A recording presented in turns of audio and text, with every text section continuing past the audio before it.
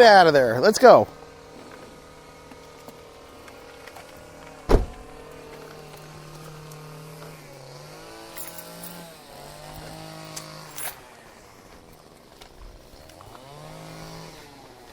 Guys, take in the sounds of the hedge trimmer, because you won't be hearing it for long. It's going to be gone before you know it. I wonder, I mean, the gate was closed today, which, I feel like it's got to be on purpose. We're back at Wildwood, guys, because, we want to solve this mountain. We got a mountain to conquer. We have a date with destiny. But I wonder why, if it's, are they going to be doing, gardening work, and that's why the gate's closed, or was it an accident? Did the guy not show up to open the gate? Because obviously we're permitted to be here, but now we can't park in the... Maybe they heard that there was some kind of altercation problem, yeah, with an old man and a stick and a slightly less old man and a dog.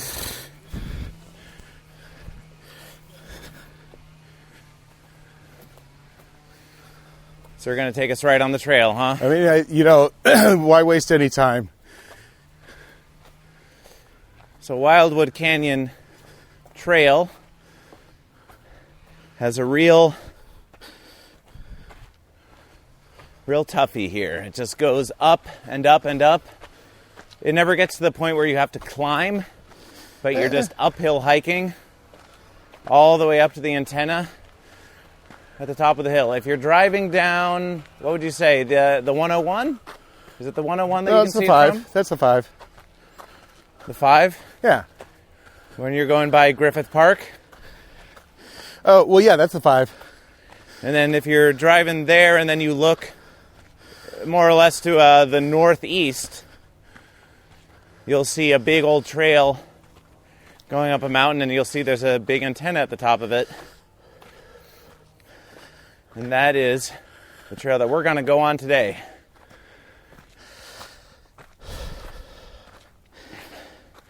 And my legs are already tired. Well, it's funny. I distracted us from going to the top yesterday because I was already beat. You distracted us from going to the top. You think you did that?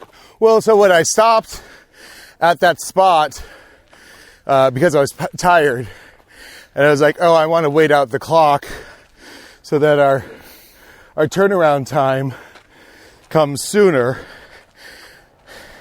or whatever, waiting out the clock. And I thought... and then we got to the bottom, right, we did our editorial. Yeah.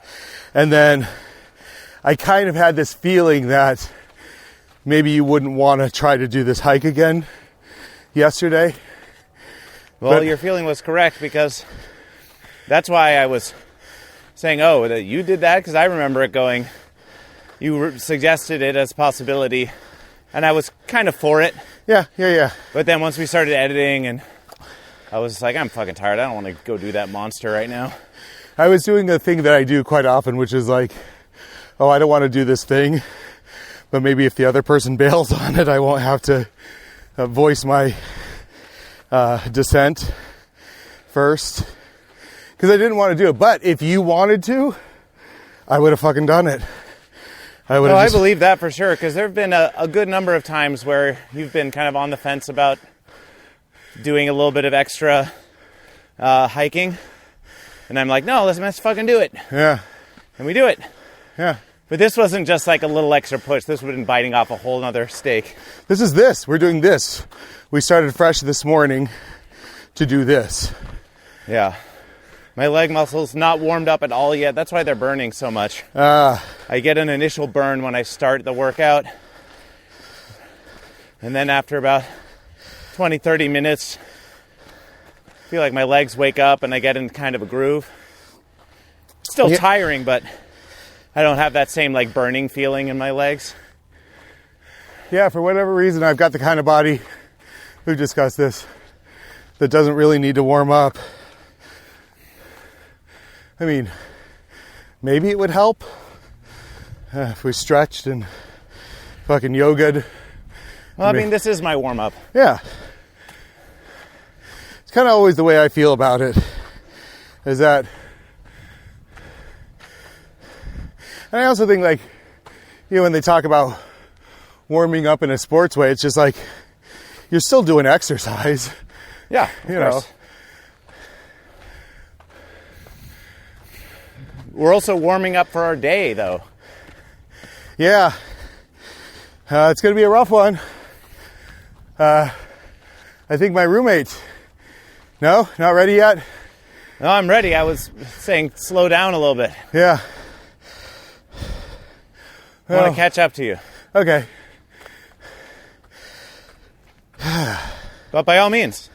Dan's going to die today, I think.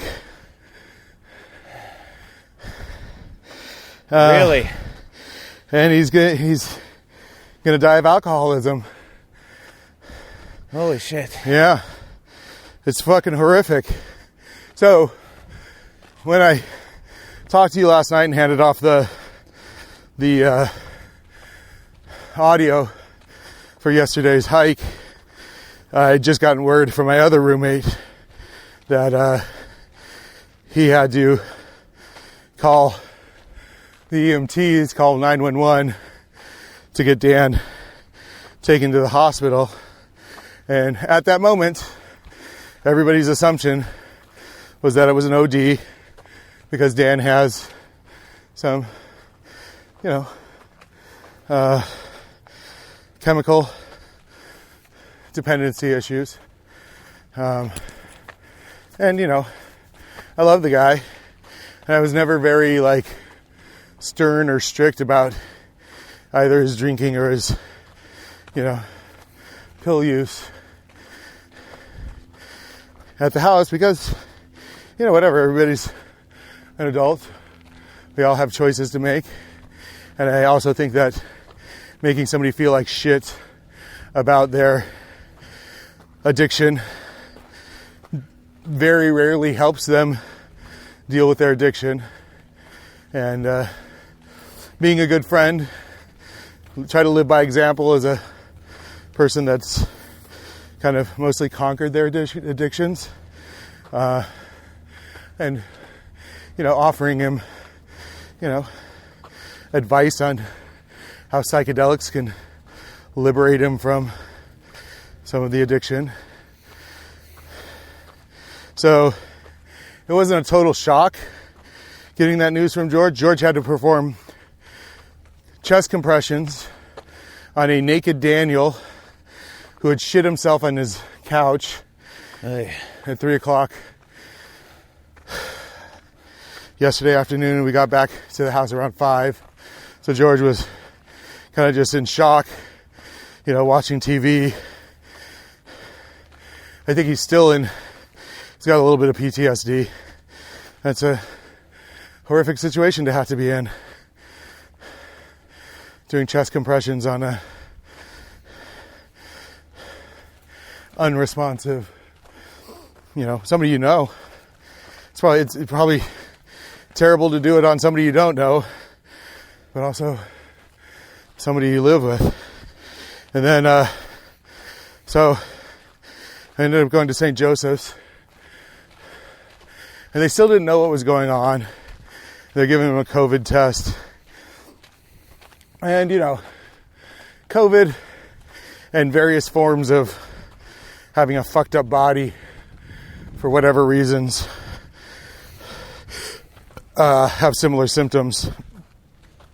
But they've ruled out COVID, I'm so glad they did, because I was a little worried about going on this hike today if I had, you know, basically a COVID person in my house. Well, you had a test recently that came negative. Yeah, but then if he's got it today, right, and I get exposed or whatever yesterday, and I get exposed, then it's like, Holy shit. But, so, you know, one of the reasons I'm doing the hike is because I feel powerless right now. Uh-huh. And I feel, you know, sad, angry, fucking, you know, I mean, of course, my own goddamn selfish ego is like, well, how am I going to pay the rent? You know, or pay Dan's rent, I guess. You know, and then all the imaginings I did for myself, for my dad, about, well, fuck, what do you do with all this shit? All this person's life. And this morning, so last night, Hannah, his ex, who's also his emergency contact, just before I went to sleep, told me that he's got multiple organ failure and sepsis. And they said it was fucking probably end stage alcoholism. So right now, he's got a 50-50 chance. You know, according to the what's that?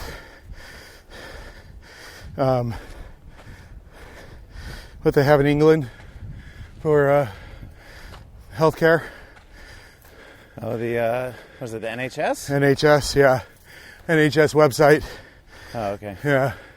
Had some scientific papers on multiple organ failure from end stage alcoholism. And yeah, he's got sepsis and a thing called MODS and probably ARDS. And these are just these syndromes that kind of begin to appear in these kind of, it's these oxidation kind of reactions one's body takes from being too pickled for too long. And these oxidation states are basically what cause the organ failures, because the body's just not able to deal with, you know, whatever the byproduct of the alcohol, the sugars, well, actually the oxygen created from the sugars. Fuck me. Man. So, but when I read that last night before I went to sleep, I was like, oh, yeah, he's fucking dying of alcoholism. So, you know, if you drink, stop. I mean, maybe have a cocktail once in a while. It's nice, but, you know, not that any of us are fucking alcoholics, but, oh, I'm not, you're not. But I do have a lot of people in my life who are. So it's making me angry, you know. Oh, I want to get to the shade right here. Yeah, anger is totally natural response. Healthy response even. Yeah, well, it's part of the DABDA. But I'm also like very angry at the alcohol industry. They're cleverly marketing a highly addictive substance. Oh, it's going to make your life great. It's going to get you all the girls. You're going to be super fit. You're going to have a good time. You're going to relax. You're going to be refreshed. Right? That's all. It's basically like you're the fucking king. Celebrate, drink. Nothing's better. That's what they sell you on. Yeah. And then, you know, I think Dan said he started seriously drinking when he was 12. Wow. Which, yes, we know it's illegal, but... It's just unhealthy. Yeah, well, great. Seriously drinking. But, yeah, but great. So what? Their fucking marketing even works on 12-year-olds. You know, they're not immune to it. Oh, of course not. Yeah, so it's like, I mean, Dan was a good customer for them. Yeah. Bought a lot of booze. Hey, Barney. You don't want it? I guess not. I'm sure they would prefer that Dan were to stay alive and consume just enough alcohol not to die. Yeah. So he could just consume forever and just continue fucking up his body with poison. I mean, as personally, an 11-year-old drug addict, I don't know if I had a choice. I know it's a tough one. I had a lot of trauma. I felt out of control and in prison in my life. And then these substances. First, alcohol. I mean, because my fucking first baby. Because it was around the house. And I could... Oh, there's a parking lot that we could use. Okay. Oh, yeah. Get us off the street. Yeah, and also there's a lot of shade. Let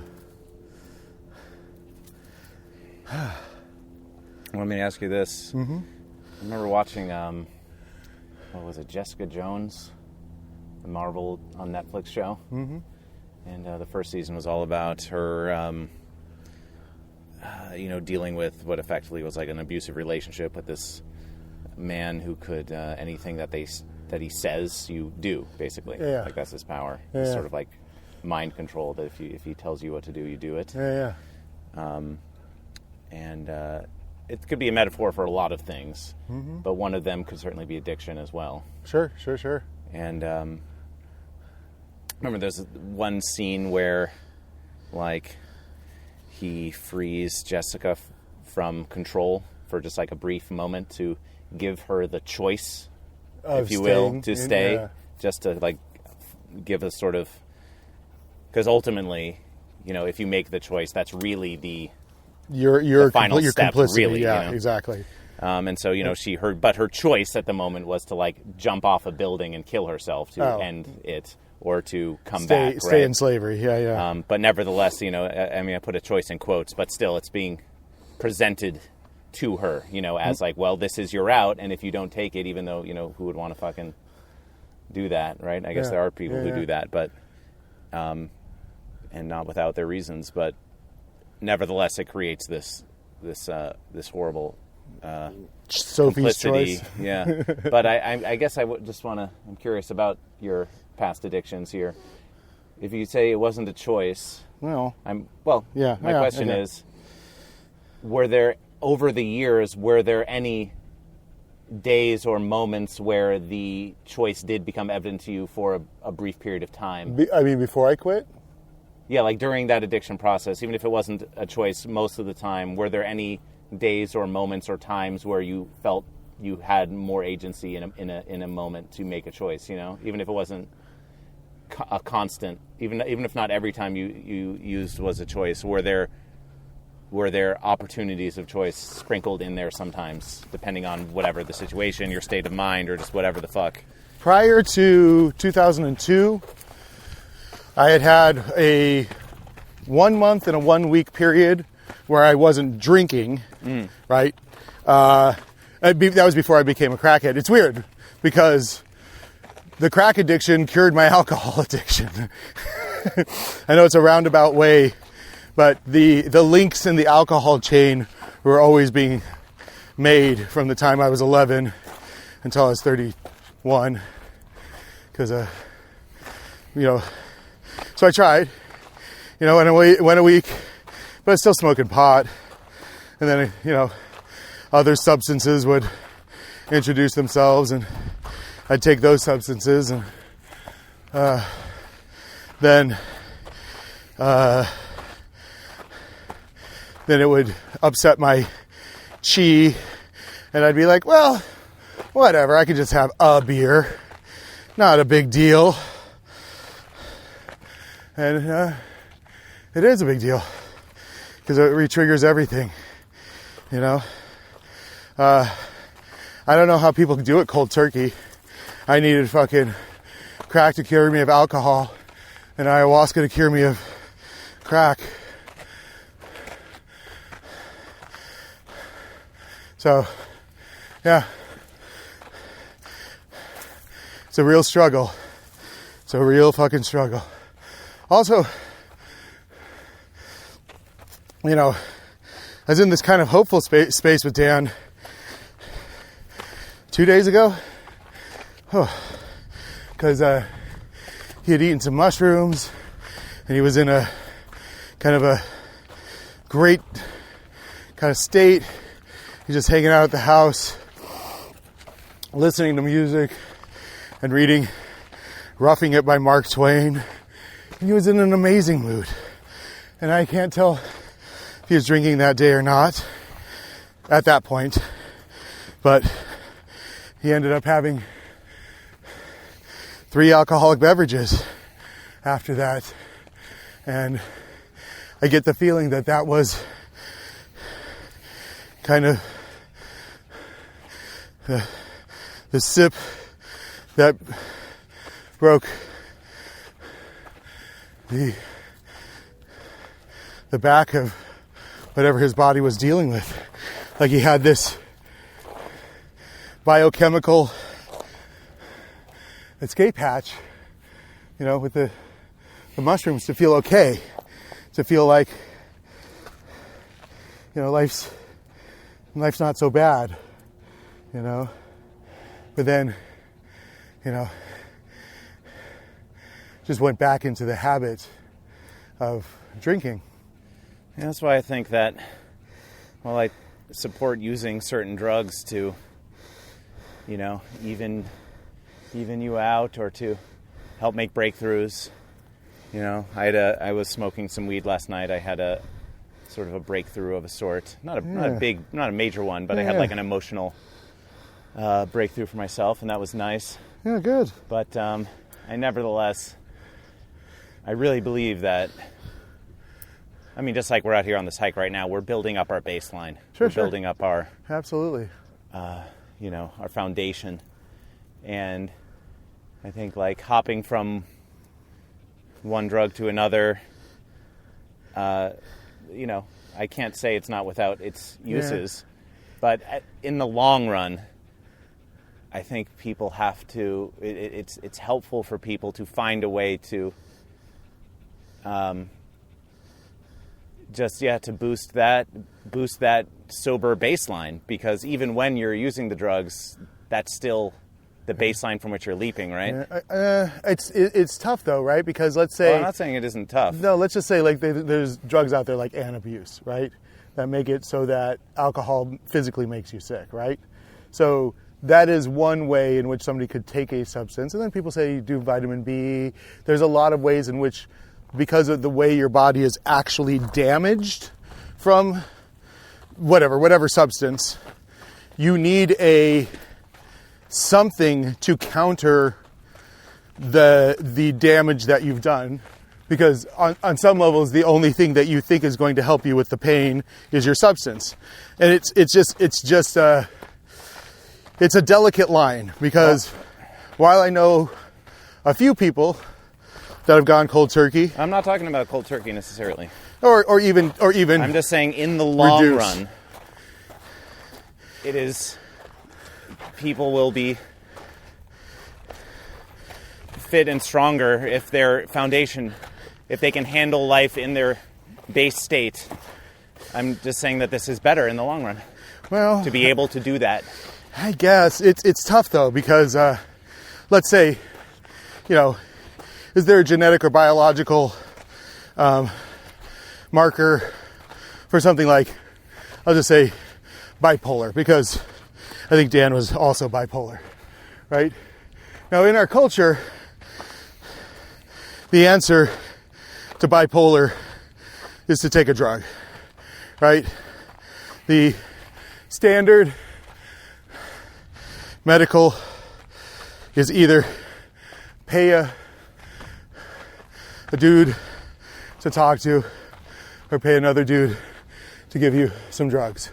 That's the answer that our culture has, you know,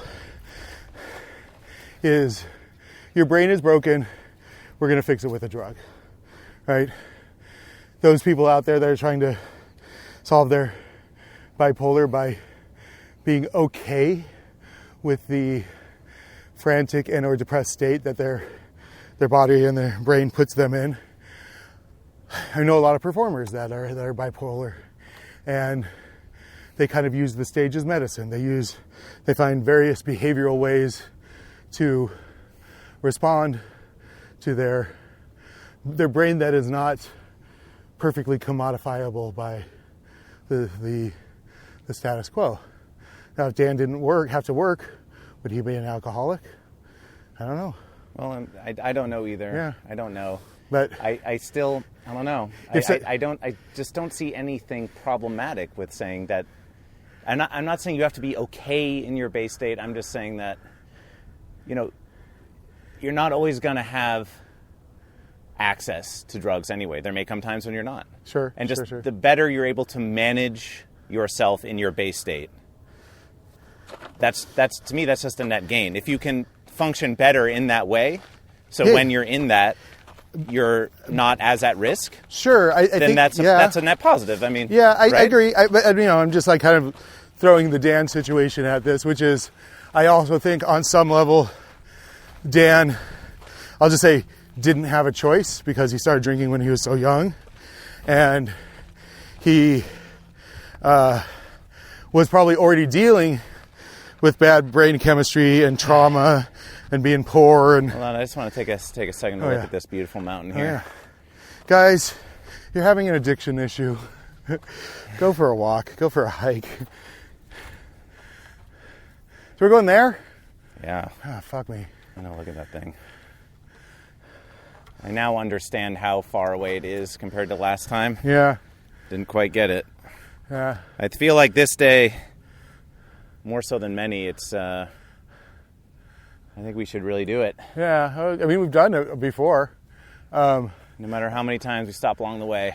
I'm trying to also figure out which, if we parked farther up the hill, it would save us a little bit. If we go to this entrance here? Yeah. Okay. It would save us a little bit. Okay. But not the bulk of it. No. Again, because there's such a bulk of it, I want to mitigate whatever we can. Well, I don't know. I liked your strategy. Get started right now. But I'm saying, like, get started right now. But if we would have got started next to that one, rather than the one that we started at, would we? I'm just saying, I'm totally okay with that. Yeah. Start at the bottom of the mountain, go to the top. It's a complete journey. Oh, yeah. Well, I mean, we should start down in fucking Burbank then, if you really. I mean, yeah, we could. We absolutely could. I'm kidding. But I'm not against it. I mean, that to me is like not a crazy idea at all. Yeah, I know. I mean, every hike is just its own thing. Yeah, it's true. And today I'm totally down to start on the dirt. We're going dirt to dirt the whole way. Yeah. I like it. Yeah, but also, I mean, also just looking at it again, like, I don't mind the ups and downs. It's just, whatever. It's just, I guess always the question is, what is the goal? The goal is to get up there and come back. Okay. That's the goal, as far as I know. Okay. Yeah, I feel like, do children have a choice of whether they're eating McDonald's? Do Americans have a choice of whether they're complicit in the murder of people around the world? That's kind of the way I look at, like, the way, especially alcohol. Like, you have to definitely make a real decision about other drugs. But alcohol, they used to say marijuana is a gateway drug. No, motherfucking sugar's the gateway drug.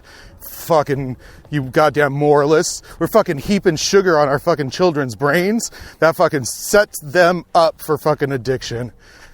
Absolutely. Abso-fucking-lutely. So it's like, it's just by the gram, by the pound. It's in the burger buns. It's in the Coca-Cola. Yeah. It's in the candy. Yeah. It's in the ice cream. It's in the cheese. Well, sugar just added to everything. It's in the peanut butter. There's no reason why peanut butter should have sugar added. Yeah. No, it's fine the way it is. But I'm also going to say, like, alcohol is literally sugar. Yeah. Absolutely. So it's like, we basically, poor Dan was kind of set up for failure. He was never set up for success in his life. It's weird. I feel like if kids were drinking coffee, kids don't usually drink coffee because it's like bitter or whatever, at least in the U.S. But it would change their palate. let's suppose, I bet in some cultures kids do drink coffee. Dominicans. But I feel like if we saw a kid drinking hot coffee, black, here in the U.S., how much you want to bet that some people would moralize about, like, oh, but what about the caffeine? Yeah. Even though it's like in the very soft drinks that they drink constantly anyway. Yeah. But there's something about the purity of the caffeine in the coffee just because it doesn't have sugar. Of course, then we add sugar to it. Oh, and milk. Oh, yeah. Starbucks is a sugar dispensary. Yeah, that's it. And caffeine, but... but primarily sugar. Yeah. It's Well, they you wake up, right? Yeah. You want to get your day started, and what do you need? You need to fix your addiction. Yeah. So you go and you get a huge amount of sugar just right into your blood. It just fucks up your whole body for the whole day. Yeah. Well, and... Like, I had a banana for breakfast. Yeah, that's good. That's a lot of sugar, but still, at least it's sugar from a source that we've made sure militarily Americans get on the regular. And we have genetically bred these bananas so they're really vulnerable to disease. Yeah. And they're bigger and plumper and sugarier. Just like but Americans. It's like, yeah, you are what you eat, right? Yeah.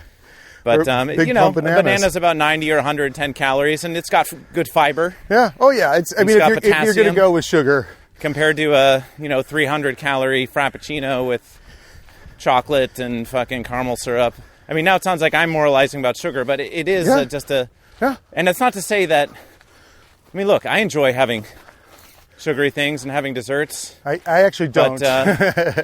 And you do too, but like, I don't know. I just feel like starting your day with like 50 grams of sugar every day isn't the way to go. And being angry. Well, that's the addiction. If you don't get it. I mean, there was a girl I kind of dated a little bit in college. Not really dated, but had a little romantic dance with, we'll say.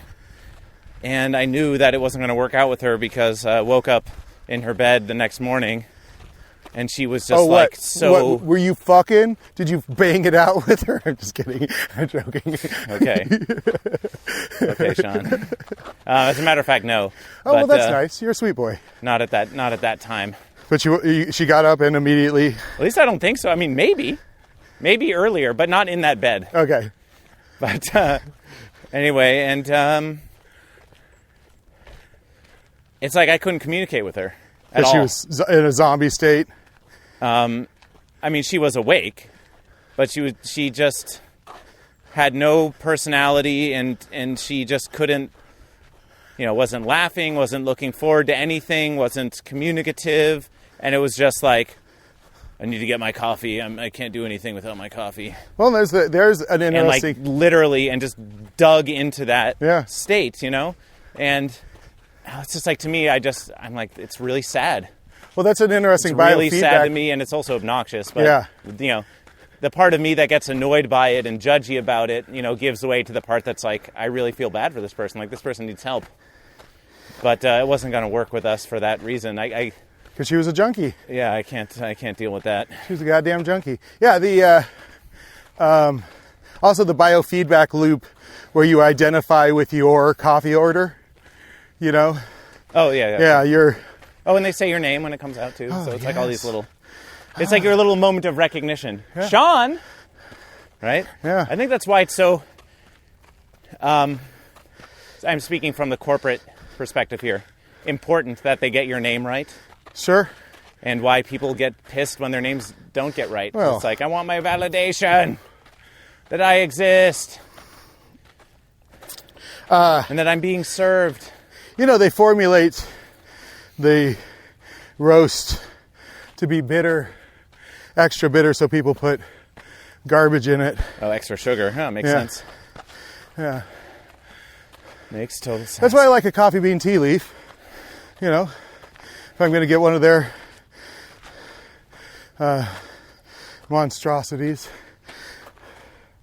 Oh, fuck me. At least it's a good tasting coffee. And as I said, the cognitive behavior therapy and the cock and ball torture of going to coffee bean and tea leaf is CBT CBT for CBT from CBTL.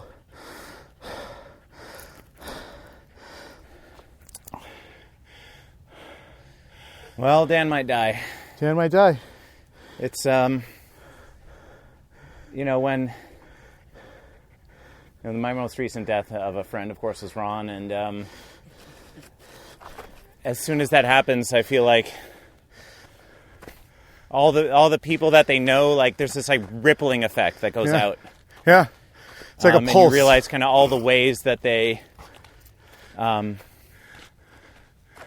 touched the lives of other people, and just even from small ways. Like take the job that I was just on, right? Yeah. As we were finishing the job, MAGA art sensei said to me, yeah, it's been really great having you on, and he said, I'm going to call Dan and let him know that he made a really good recommendation. Oh, shit, that's right. And then I said, oh, yeah, Dan's, a mutual friend. I see him from time to time. Have you met Dan? He said, no, actually, I haven't met Dan. He was recommended to me by someone else. Oh, good. And then, you got recommended through that. But he still had this, like, very faint phantom connection with Dan, Yeah. It's this person, this entity that he doesn't know anything about, but that somehow brought me into this job, which then brings me into connection with him and in connection with, a couple dozen other people who are all working on the set, Yeah. And then, but it's like, I took that job, I was able to take that job because there was a vacancy. Why was there a vacancy? Because Dan had gotten another job. Yeah. Right? Yeah. But now there's going to potentially be a vacancy in that position. Yeah. So it's like this, and because of alcoholism or whatever addiction one might have, there runs a risk that maybe you're not going to show up to work the next day, right? Yeah. From the production side of things. And this might be the fucking thing where it's like, okay, now there's really a fucking vacancy. This whole entity is going to be gone, potentially. 50-50 coin flip. Yeah. And then it's like I almost kind of, because humans have a tendency to make everything about themselves, right? There's part of me that's like, oh, I'm like taking his place, kind of. Yeah. I'm filling in his shoes, but... Well, here it is. What's that?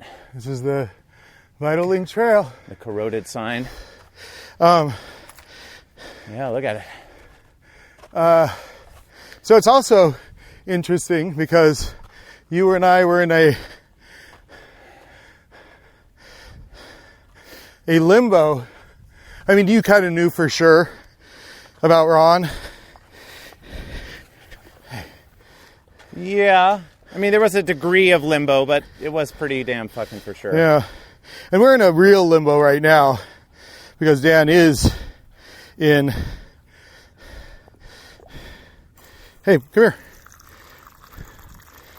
Barney. Hey, Barney. Well, they're limbos of a different kind. Yeah. But, let's hear about your limbo. Well, no, because Dan is, he's intubated and he's in a coma. He may be able to get out of it. Oh, I know. It's hot, buddy. It's so hot. Man, I'm so sorry. It sucks. But of How course, long have you known him? 4 or 5 years.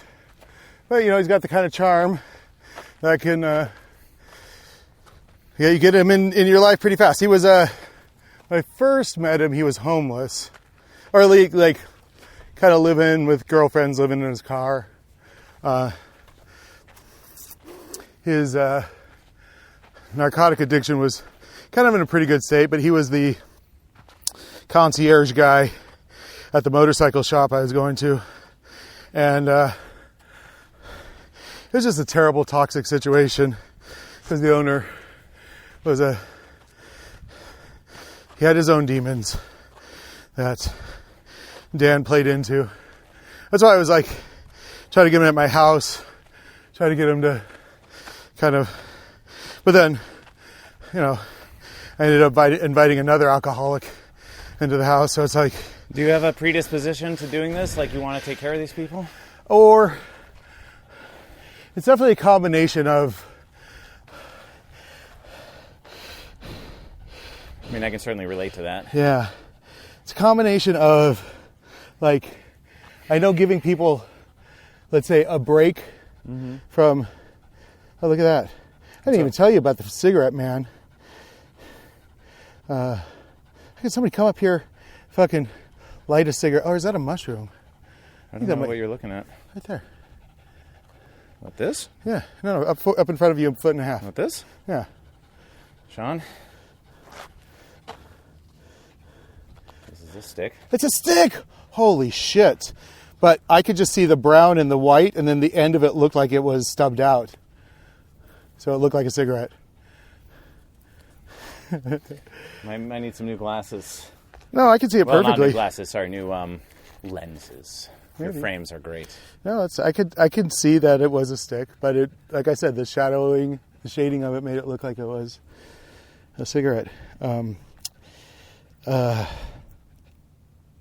Yeah, that's why it was so shocking to see it up here. But yeah, I want to help people for sure. And, you know, part of it is maybe there was a little defense mechanism getting Dan into the house because I desperately needed that room rented. Because I kicked Kevin out because he was pretty toxic. I was trying to help him, but he never changed. Well, he changed for a little bit, and then, you know, he fell off the wagon and fucking went back to his bad habits. But also, he started renting December 1st, and December 17th, I went into the fucking hospital. December 13th, I went into the hospital. So, in a weird way, so there was some kind of protective, you know, thing kind of asserted itself. Like, did I know that he would be able to handle all the things he was able to handle for me? Oh, I don't know. Maybe. Well, the first time I met him was in the hospital when I was visiting you. Yeah. Oh, yeah. And he was drunk. yeah, he was already a little bit off to me. I was like, oh, Yeah. what's with this guy? Yeah, he was drunk.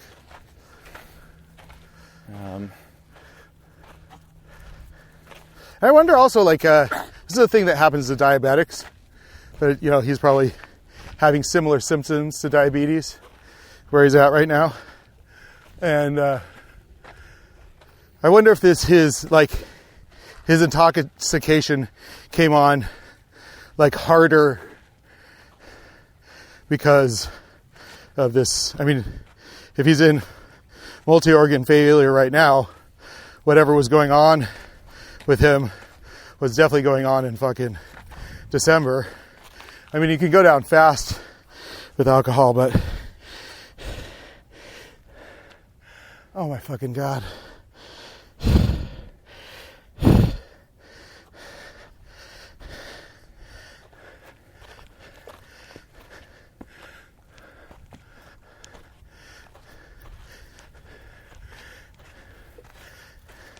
Thank you, Barney.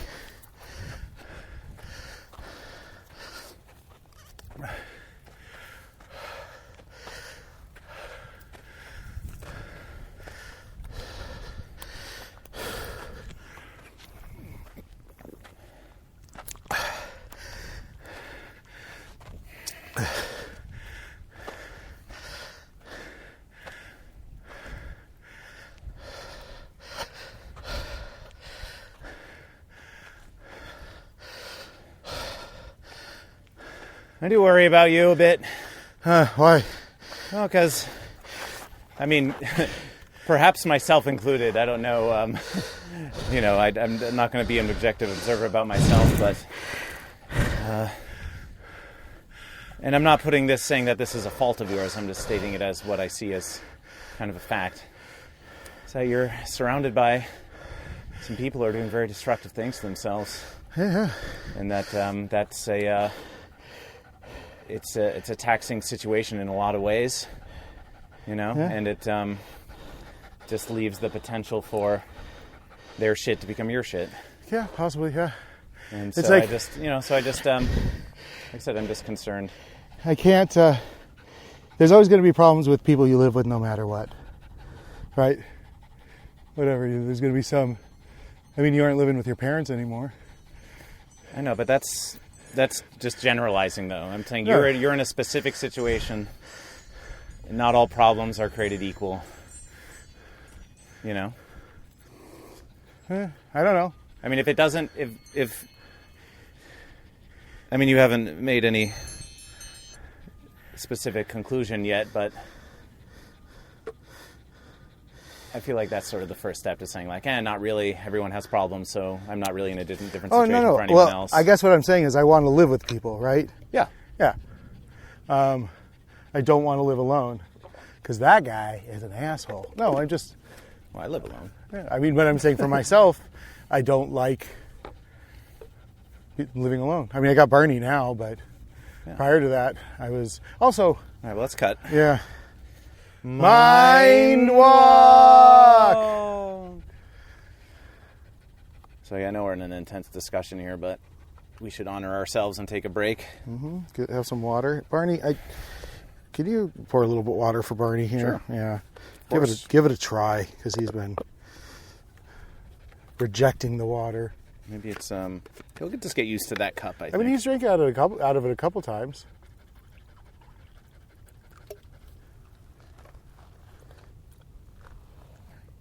Here, drink water.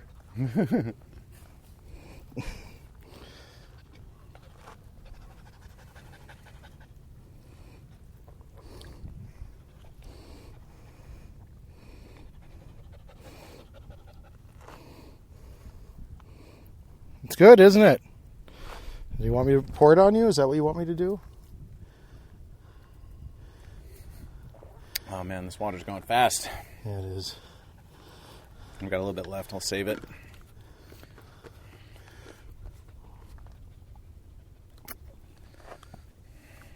So what do you want to hear, Sean? Hear what?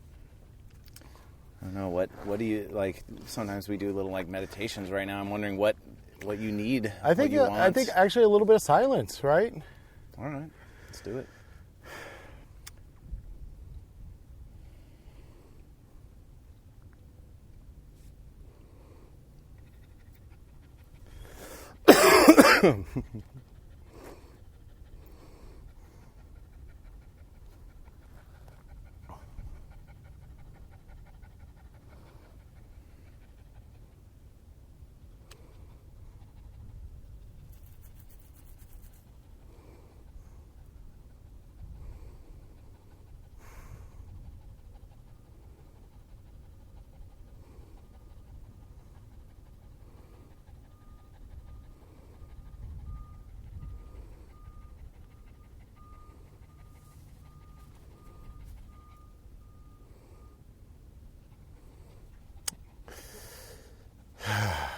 Yeah.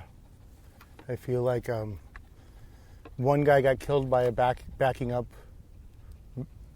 van, and now every fucking truck has to have that fucking stupid beep going on.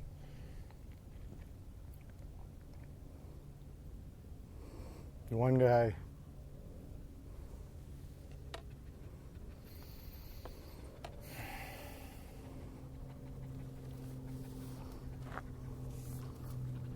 Dog is a goddamn trooper.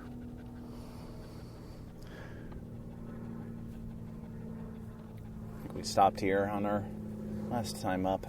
Yeah. I think I'm able to manage troublesome people. Kevin was bad, but I've had actually a lot of great roommates. Maybe I'm the bad roommate. Oh. We all have our issues. Do you feel guilty? Huh? Do you feel guilty about having bad roommates? No, about like, do you think you could have like helped Dan more or something? Like for Ron, I have a swirl of emotions, including guilt, and I sometimes wish I had I could have done more. All these kinds of thoughts. Yeah. And I think it's pretty normal. So I'm just asking you as a friend, exploring your emotional state and wanting to unpack everything that you're dealing with, if that's part of the cocktail. No. Sorry, bad metaphor. Yeah, I don't feel guilty. I feel like, if somebody's suicidal, as Dan kind of is, having a beat up shit fucking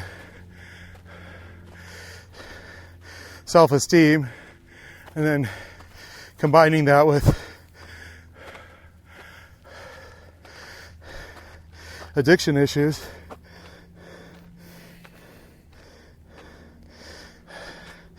is nothing I could do there.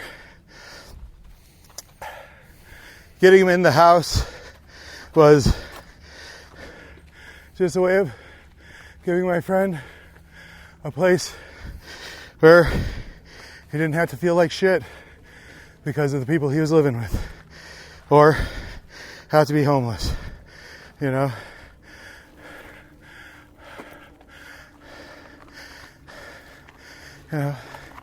as I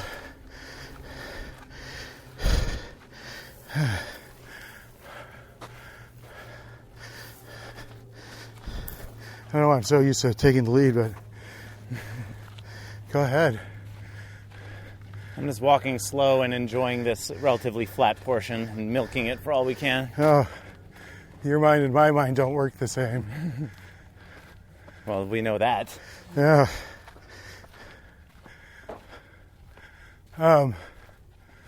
We got a long way to go. There's no real need to rush.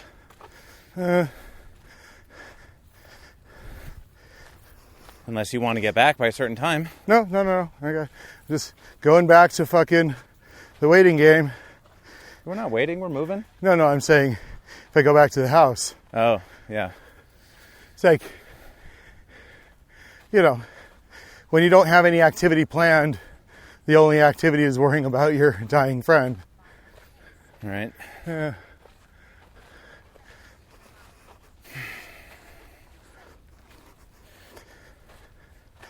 I don't know. I feel like there's a lot of other stuff I could say about it, but at the same time, we still just don't really know if he's even going to die. So Yeah.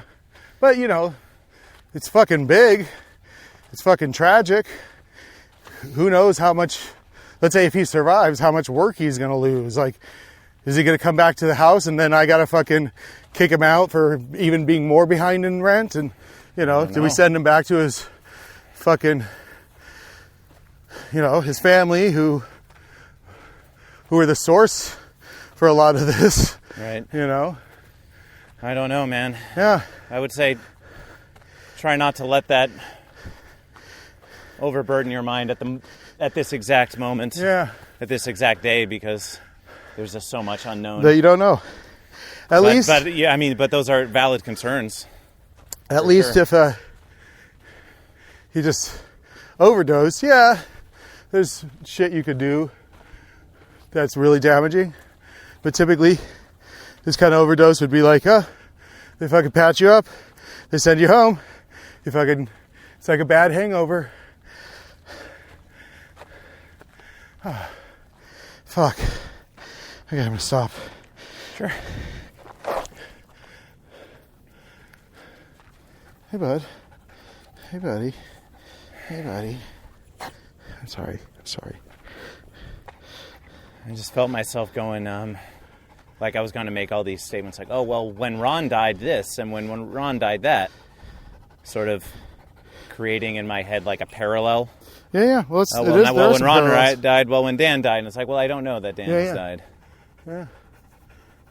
So it may not be time for that. But also, when Ron died, DFS, we talk about that right now. It's a kind of a rehearsal for some things I might have to expect.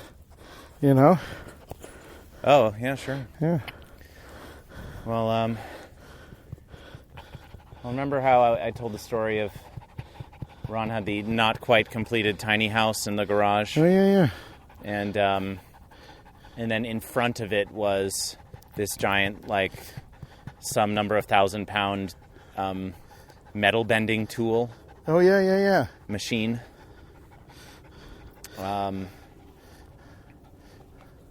And you know how that machine sort of became this metaphor for like all the things in his life that were put on hold as he was pursuing climbing in this extreme way. Like he had this house, but the house couldn't get out because of the thing that was in the way. And it was so heavy that moving it became a task in and of itself, and it's all just kind of like stacks on top of itself, you know? Yeah. And then the things become inaccessible. And so I was thinking of how, you know, you walk through the gate at your place, and it's like suddenly you're confronted with this giant truck. Yeah. And it's like, okay, now suddenly this giant truck, like the elephant in the room, you know? It's like has to be dealt with. Yeah. Trying to fix it, right? Trying to fix the truck. Yeah. But didn't fix it in time. Right? Yeah. He would have been better off working on the truck than drinking. Well, yeah, the truth is, he was waiting on the transmission to get back.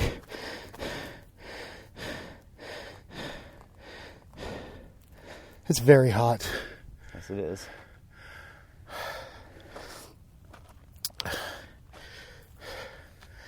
I believe in you, Sean. Yeah. I believe in our power. I just wish there was some shade. God yeah, that damn. is one of the brutal things about this hike. Is the lack of shade, at least at this hour. If you did this hike at a different time, would there be more shade? I don't know.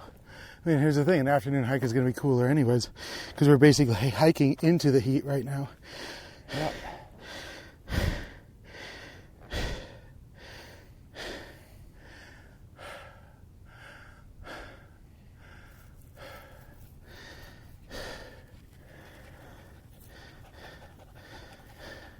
So I got naked on my couch, speaking of being naked on couches, yesterday.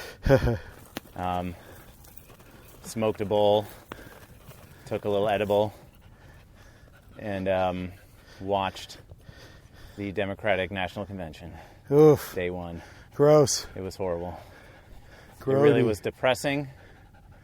It was gross. It was just rank propaganda of the dumbest kind. Yeah. And it becomes more evident when it's all through packages and Zooms or whatever. Yeah, I mean it kind of looked like a Zoom. They did have this one shot where it was, I guess, sort of a Zoom from Joe Biden's perspective, like you were in the room with Joe from the camera's perspective. Yeah. So you see him sitting in a chair in this room, and in front of him are 5 or 6 very tall, sleek screens. Like it's a very stark, almost black box space. You can maybe see the carpet and maybe a flag behind him. And then there are these tall, curved screens where there's like 5 people talking about Black Lives Matter. I don't know if they said the term Black Lives Matter. Of course, I don't know if they said that term. Maybe they did, but they had like George Floyd's mom was on there and other people. And they were talking about, you know, and the closest thing he was like, most cops are good cops, but the ones that are bad need to be prosecuted. I'm like, thanks, Joe. Did he really say that? Did he really say those words? He actually said those words. So fucking out of touch. Or no, he's in touch with the fucking messaging of the fucking fascist state. They're not all bad. Just like black people, they're not all bad. And then they had healthcare was the second thing that they talked about. But it wasn't really talking about healthcare. It was mostly just blaming Trump for how bad the pandemic is. And that doesn't do any good. No, it doesn't. And even I think James Clyburn, who was basically arguably the linchpin of Joe's win in South Carolina. He gave a huge endorsement to him in South Carolina, which was his first victory before, Pete and Amy coalesced around Joe. Yeah. After Bernie's Nevada win, and he was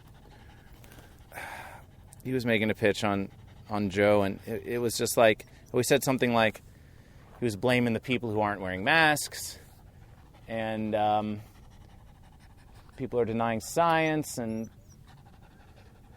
people who don't have a plan, and just Donald Trump, Donald Trump, Donald Trump. It could have been better. No word about how private healthcare is making record profit right now in this pandemic. Yeah, of course not. No word about the structural problems of our healthcare system. And not just our healthcare system. You know, the fact that our health insurance is tied to our employment, which gets into our labor system. Just no talk about the health system as such, you know? Yes. How would you feel about turning around? I mean, how would I feel about it? Yeah, but I have a counter pitch, by the way. It's pretty hot. Yeah? Yeah. I'm sweating more than I normally. I'm sweated through my clothes already. Mm-hmm. I don't know if I brought enough water. I mean, we'll see. But come back Thursday. Mm-hmm. I'd either like to come earlier in the day, Mm-hmm. like 8 o'clock or something like that, or come in the afternoon when it's cooled off. Mm-hmm. Just because I'm just feeling that the heat, this is going to get worse as we get up, Mm-hmm. and it's already having a pretty, you know, I think I might be able to make it, right? But then there's always the having to come down in this whatever state of exhaustion Mm-hmm. and in the heat. So that's I'll try. I'll push. Shall we? Let's get up and go. I mean, if you think... I'm also a little... He's not drinking water, and I don't know why. Yeah, that is a little odd. Yeah. Very odd. You know, I don't know if he might also be... he might be a little depressed about Dan, too. Mm-hmm. He was acting very weird last night. I'm going to try and give him some water from the lid here. Yeah, great, because he's done that before. Yeah, let's try that. But I wanted to take it on me instead of blaming Barney. I mean, I'll ultimately use Barney as a trump card. Ugh. Well, I appreciate putting out the option of doing it at another time. I think just because I want to conquer it, you know, it's on. Like I feel like I want to conquer it. It's right. just feeling like we're just coming out of a fucking major heat wave in Los Angeles. Well, the other thing is we can take our time too. I know we don't have much shade, which sucks. Yeah, well, but that's a little bit of the feedback loop, which is like there's no place to really hide from the heat, and so one of the reasons why I'm rushing is to be, you know, kind of in a let's get in and out before it gets too hot, because we're not even at the hottest moment of the day yet. You know, it's barely 11. Yeah, something. I don't know what's going on. Hey, Barney, come on. Here. Come on.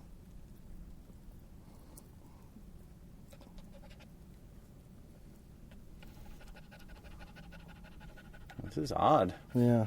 They try just pouring it in his mouth.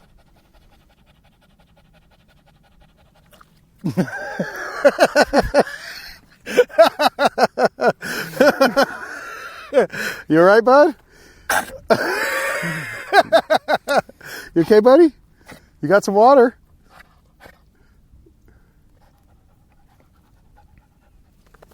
I mean, it seems to have given him a little life. Do you want more? No more? Well, let's not do that again. Yeah, no. I mean, I'll drink it if he doesn't drink it. Hey, buddy. Yeah, that's probably enough water for him anyways. Yeah, I don't think I'll try that tactic again. No, but it seems to have worked. I agree. It looked very traumatic, but I think it got in there. I mean, like, you got almost all in there, too. You know, however much a cap is, a quarter of it, half an ounce. Yeah, but I think it obviously... upset him a little. Fucked with his breathing a bit, which is no good at all. I'm sorry, Barney. That's all right. He seems to still love you. He was doing a little thank you walk. Yeah, I don't know. That's Do you think Barney's learning that drinking water means we're doing more, and he's like petulantly resisting to drink water? I don't know. I can't tell, because typically, let's say if we get up to a water source and he can get it himself, if he's thirsty, he just goes and drinks it.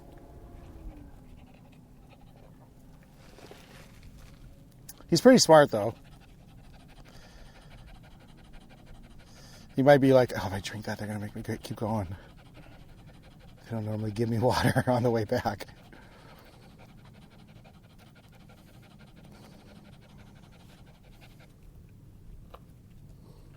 Okay, we're going to keep going, Barney.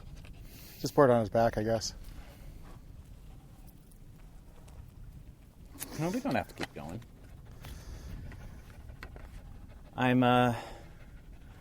It's like I want to. I feel like, I don't know. Like I said, I'm getting that feeling that's like, oh, I want you to beat. I want you to beat them out because I want you to have the sense of victory. You know? Yeah, that too. There's also, I'm playing this metaphor in my head too, which is like, if I don't get to the top, is Dan gonna die? You know what I mean? Like I'm playing that game in my head too a little bit. I just kind of want to. It's like I want to give you a win today. You know? Yeah. It's tough though, because whatever, we'd gone basically almost an hour and whatever. An hour and 15 straight up. We stopped a little bit. We did kind of 2 major stops so far. But, let's go another leg. Yeah. And then we'll see how we feel after I was thinking about, let's get to that thing. Yeah. And then we'll see how we feel then. How about that? Okay, great. Because this was a nice long rest, and I feel like... and the sun even went behind a cloud for a good 10 seconds. Yeah, right? Gave me a little hope. So, the big message on healthcare was this. Do you want to hazard any guesses? What was the big message on healthcare? We're going to make sure your private healthcare continues. Well, I mean, ultimately, yes, but it was much simpler than that. Trump bad. Well, that's much closer. Here it was. You ready? Uh-huh. Trump doesn't care. Joe Biden cares. Joe Biden does not give a shit. And that was said explicitly. It's like, Joe Biden cares. We need a president who cares. So we can get our health care. I guess. Oh, my God. Care and care, right? Care. It wasn't a fucking policy message about anything. Again, no critique of private healthcare. Yeah, they brought on a doctor and a fucking an ambulance driver, and they brought on these people, and they're talking about how, we're overwhelmed, and now when we're treating people with COVID, that means that we don't have the resources to treat someone who comes in with a broken arm or something. It's like we're being worked really hard.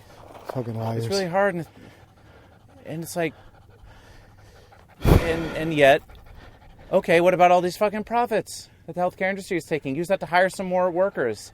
Give these people some fucking time off so they can get their energy back and come and do this necessary job. What about the fucking fact that you had nurses wearing trash bags because America doesn't have the fucking protective equipment for them. Oh, no. And it just and selling it and then selling it to other countries instead of distributing it here because, we're going to just sell it to the highest bidder. And if the American private healthcare companies aren't willing to pay for it, then we're not going to make sure you fucking get it. They should have, if they're just going to use sloganeering, right? Mm-hmm. Joe Biden cares. That's a message that nobody can get behind. But he could have literally said, "Make America great again." Mm-hmm. Just literally put that on a blue hat and make that his campaign slogan. It would have been fucking more electrifying than fucking Biden cares. Well, let me tell you. Well, Biden cares wasn't the slogan. Yeah, but that's I'm the saying slogan. That's the message. Yeah, the message. Yeah, like it was repeated enough times, and just my calculating propaganda mind was like, oh, they're trying to convey that Joe Biden cares. Yeah. And that that Trump doesn't care, and that this is the root of the problem, right? Yeah. The third part was then it was Joe Biden. Joe Biden understands the worker. Joe Biden was a worker. And it was all about Joe Biden 30 years ago, how he did some work. And now, and workers coming out. Oh, and a lot of stories like this. It was preaching. It was testimonial. It was people coming on and saying, well, I just live in North Dakota, man. And, the first time I met Joe Biden, I was like, wow. This is the vice president. I was really surprised to see him. And as soon as I started talking to him, I just felt like, everything was going to be okay. And, I really could look in his eyes and I could really trust him. Like, this is the kind of testimonial that person after person is giving. Like, this is the fucking message, They're trying to sell us on this idea that Joe Biden is this saint, And immediately after they're done the white with savior, the workers, okay, they do the few workers. They have I think even a country song might have been playing during that montage. Yeah. And then immediately after that worker segment was done, hard cut to Michelle Obama. They're a little smarter than that. To Bernie Sanders. Oh. Because they know on some level that the workers are fucking listening to him. Yeah. So I feel like it was this deflection. It was like, the workers' message is about caring for the workers. And here's the guy who cares about the workers, but it's just going to be a deflect to, no, actually it's Joe Biden. Yep. Right? So it's like you've come to me. It's like you've come up the hill and you've come, the workers, I'm the worker. I need, I need a champion. It's like, you arrive at the top. And it's like Bernie Sanders. But then it's like, it's a fucking false summit. What about Biden? Yeah. And it was the longest I have heard him speak without saying the words Medicare for all. There was like 4 or 5 minutes of him just, again, not talking about policy, just about, it's an important time in our history, right? Fuck this. And then they fucking castrated him. And then he said something like, now it's no surprise that Joe and I have some differences. And he may have said something about, I feel, because I was live tweeting it, so he may have said the words Medicare for all, but I'm not certain that he did. I would be really angry if he didn't, but he may have said it. But then he meant, like, finally, after like 5 or 6 minutes, he mentioned a few policies. He was like, Joe Biden is going to fight for a $15 minimum wage, right? And he said, Joe Biden has promised to end private prisons. Right? And I'm like, okay, great. Now, Joe Biden, I want to hear Joe Biden fucking say that himself. Yes. And people say, we had in the past. I don't care. This is your fucking convention. He should be saying this shit himself. Yeah. But, even those, I'm not saying, I'm convinced. I'm just saying, those scant minute and a half, 2 minutes buried in there where Bernie was saying, here's a few policies. I was like, that was the only segment of the whole fucking 1.5 hour, 2 hour thing that even had that was even actually communicating with me on a level that I can even begin to respect. Yeah. Right? Because everything else was just rah rah. Well, it was just, he cares, he's trustworthy, you can believe in him, and he's gonna, and it was just complete meaningless garbage. And James Clyburn said, and he was saying, and Joe Biden cares, and he also has the experience to get the policy done. What policy? And it's like, what fucking policy? But not said, right? Not said. No policy. And, we need to prosecute the bad cops. It's like, great, okay, why don't you talk about ending qualified immunity? Why don't you put something that's concrete where the bad cops, That's on where the that? bad cops happen. Why don't you put something concrete on that? Yeah. And say what you're going to really do about it. Yeah. But no. So then after Bernie... before Bernie, there was a parade of 3 or 4 Republicans who were like, I'm a lifelong Republican, but I got to go with Joe. And then it was 3 women, and then John Kasich. And it's like, Joe and I don't agree on everything, but da-da-da-da-da. And they love just putting those Republicans out there, man. Yeah, because they're a Republican Party. Republican light. Not even Republican light. They're just Republican. The fucking Republicans are fascists. The only clip I saw was the thing that Kyle Kuklinski retweeted when they had the something happening here music video. Oh, that. Ah! He said the fucking Democrats just lost. I didn't forget about that. I just didn't get around to it. Lost. Oh my God, that was so bad. Yeah. It was so bad. It was bad for a variety of reasons. Yeah. Stop. Hey, what's that sound? Everybody look what's going down. Okay, so first of all, it's clearly trying to tap into the revolutionary spirit that has been forgotten of the older generation, right? So they feel like they're still, like by fighting Trump, they're fighting the fascism, right? That they were fighting against back then. Is there something to this? Yeah, probably. Like it's trying to harken back to, because look, it was this. Was it actually Steven Stills playing the guitar? I don't know. Some old fucking fuck. I can't do this. Okay. And these birds of prey are fucking really creeping me out. I'm getting a little lightheaded. All right, we'll take a seat. Okay. There's no, whether we're going down or going up, there's no reason for us to keep walking if you're feeling lightheaded. Yeah. There's just not. There is just not. Oh, hello, Barney.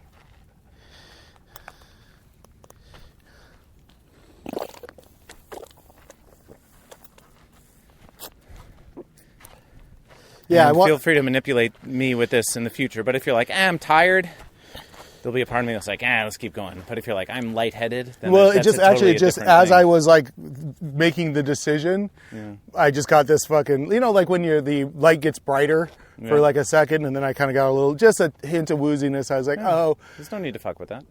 My body was like kind of just confirming for me, like I was like, I took one step and I was like, there's gonna be 6,000 more of these. No, whatever. My mind is just complaining. Yeah. So what are we gonna do? I guess we'll deal with that later because we're talking about doing these like crazy national hikes. But if they're not on a fucking 100 degrees, going in deeper, like we're kind of at the end of the dog days of summer right now. This is a extra special. If it wasn't this fucking hot, I'm soaked through completely. And normally I don't sweat even that much when I'm on just a regular standard hike. So that's why I know it's something special. Something's happening here. No, you know what I mean? Like I haven't been sensitive to the heat up until literally like this moment. And I think that's because we've been doing pretty good and just kind of like taking care of ourselves. But this is just a little bit beyond what we've done all week, heat-wise. If it was overcast, or that's what I'm saying, if we start at 8 a.m. on Thursday and it's still a little bit cold, a little cool from the night, it'll be a lot easier. Yeah, you could do that. I definitely slept in a little half hour, and we're paying a bit of a price for that. Yeah, when you said you're coming late, I was like, it's just gonna get just a little bit hotter, just a little bit. Well, But you were celebrating last night the fucking demise, the propagandistic demise of America. Like all that fucking polish for this turd. You know what I mean? Like it wasn't even that fucking polished. No, it was a lot of thought that went into the messaging that they wanted, but the messaging was so vapid and stupid. So that music video, by the way, to me, it looked like a Tim and Eric video. Yeah, it did. Because it was like supposed to be streaming, and it was just like two guys on like these weird monochrome backgrounds, like dancing around, and then I realized that the whole thing really felt like a Tim and Eric video because it felt like a satire of like a used car furniture pitch, like a public access pitch. Mattress store. You can count on me, and I'm a trustworthy guy, and yeah, that music video was just like, oh my God, it was trippy and weird, and it was it's just so. The star of Pose, I think, was the person singing. Yeah, I don't know who the singers were, frankly, but it was all these songs and trying to get this like spirit, and it's like people are hurting. They need more than that. So after Barney was Michelle. So I don't know what happened to AOC's minute because I didn't see it before Barney. Yeah. So I don't know if it's coming tomorrow or what. But after that was Michelle, who received 1,100 less delegates than Bernie Sanders. Michelle Obama? Yeah. Wow. Yeah, Bernie got over 1,000 more delegates than Michelle, but Michelle spoke last. Um, God damn. So- So I know people that worked on the production. Like I saw people in my Facebook, I used to work in live TV. that's a production I do not want to work on. No, but when I saw them, posting how hard they worked, I was like, oh yeah, these are people that are used to making kind of like Kids' Choice Awards. Right, yeah. So I'm like, oh, well, no that's wonder. the whole thing, man. It was geared towards the mind of a child. Yeah. The whole thing. Well, because they're trying to fucking make Trump watch it. But yeah, do you think he did? Do you think he cares? Do you think he's, Do I think Trump cares? Yeah, do you think he's glued to his television to watch the convention so he has some shit to say? I don't know, but I do know that when I went onto YouTube after the convention, there was the sponsored ad in the upper left was a anti-Biden Trump ad. Yeah. So that's obviously, counter messaging for that very reason. Yeah, my Facebook is flooded with Trump ads today. I've liked the NRA on my on my Facebook just to kind of like keep an eye on that kind of messaging. I think I might have them muted or whatever, but I get all kinds of ads targeted Oh, I'm sure. Yeah, if you like NRA are in the United States, and what was the other one? There's 3 things when I went to what the ad was targeting. And I was like, oh shit. They're fucking really trying to fucking hammer home. Like they do these fucking surveys. Donald Trump does these surveys. Do you think Biden's a blah blah blah? Yeah, do you think Biden's a communist? Yes or no? Yeah. Yeah. It's just like, it's really, and all the answers are yes. Like it's not a real poll. No, it's not a real poll at all. It's like, yeah, or it'll be like yes and then not sure, right? But there won't be a no. Oh, hey, let's set an intention. Yes. John. So, is Thursday the day? Yeah. Are we going to go up? Sean, Yeah. look at me.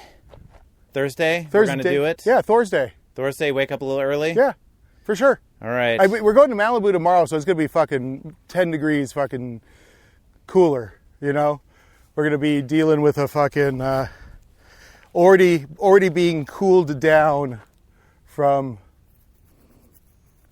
Are you setting your alarm? Let's check in Thursday. Okay, good. Yeah, we could do Thursday. Yeah, and maybe I'll go... tomorrow or something and see if I can get a little more shade. I gotta get a new water bottle for sure, but maybe I can get a better shade hat at REI. Yep. Your portable shade. Yep.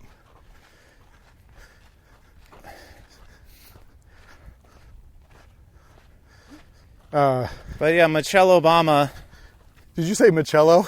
Michelle Obama. Michello. So Michelle, her whole thing was, honestly, I felt like she was pitching me a husband. That was the whole, it was like, he's a man you can trust. I've seen it.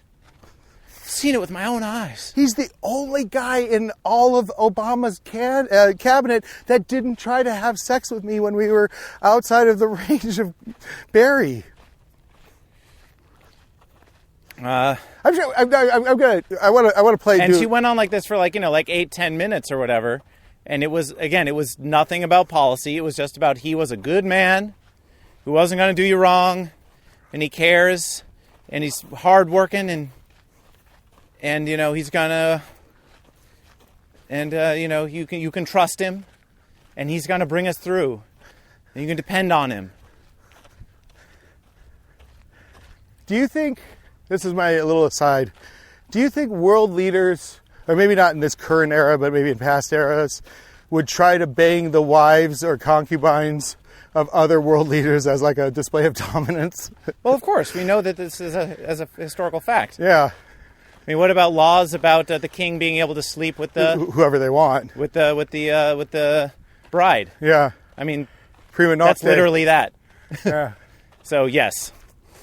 Because there's a Hulu show called The Great that has what's her head sister?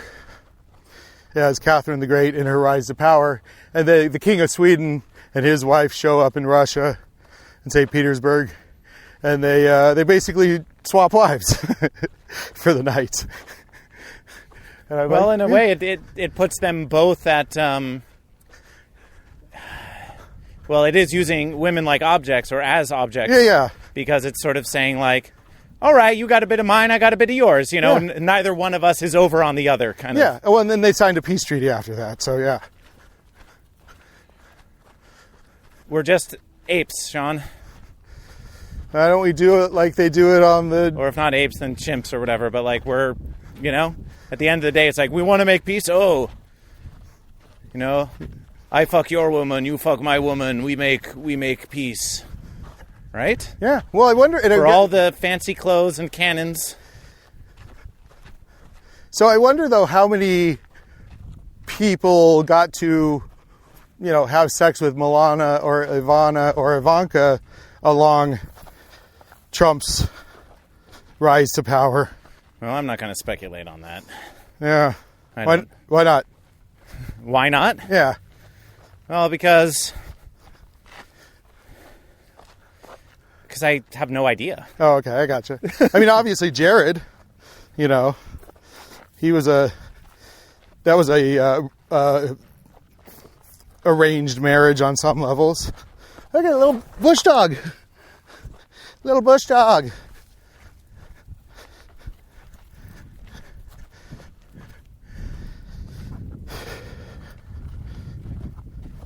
But also we know, you know, Milana was Isn't it Melania? Melania, yeah, was a Not Milano. Milano. It's not a Marcello Milano, but she was a kind of prostitute model before she became the first lady. She had a pretty exciting career before settling down.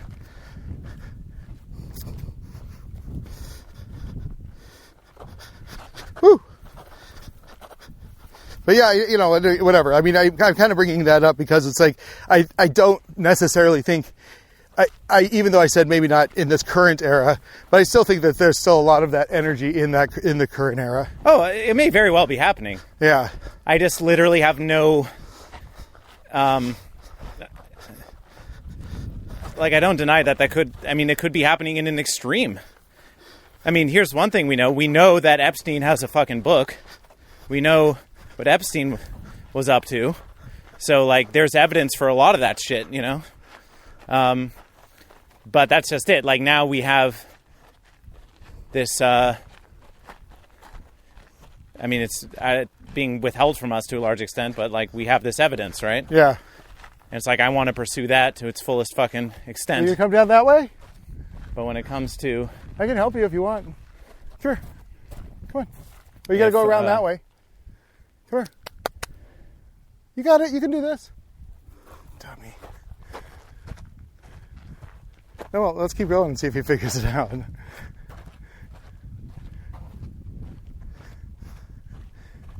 How's it going? Great, thanks. How are you? Hot. Oh, no, it's Barney. He's going to try to figure it out. Are you going to come down that way, bud? Come on. No, I don't think he wants to go that way. Oh, he's trying. Come on. I can give you a hand.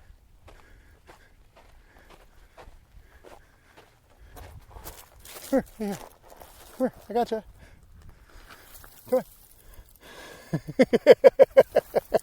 He's doing the fry eyes. How about over here?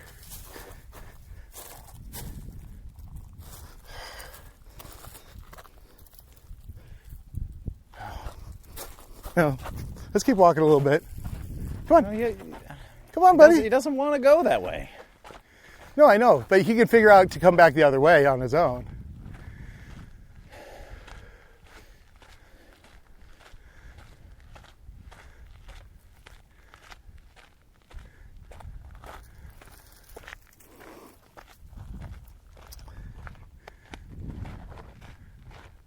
Go with him. Come on, Barney.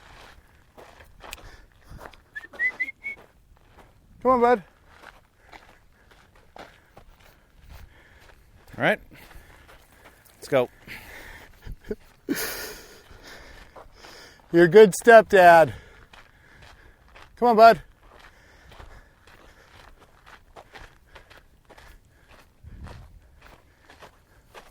There you go.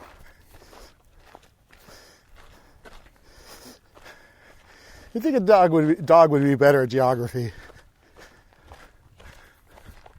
Oh yeah.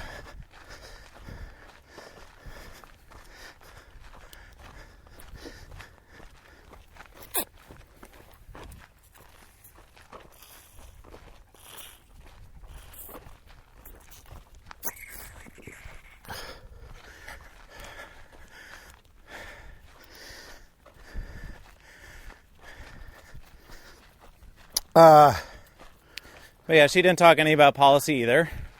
So it was just a big waste of time. And it was a horrible pitch. And it left me feeling very depressed about how fucked everything is, because we can't even have an adult conversation about the State of the Union at the Democratic National Convention. We just can't even have an honest discussion. We can't talk about real things. It's just a child's morality play. Yeah, well, they've been infantilizing. And it's so... It's insulting to everyone's intelligence. It makes everyone dumber. Yeah. Because then they consume that and think, this is what it means to politic. This is what it means to try to make a society. And they're not talking about anything.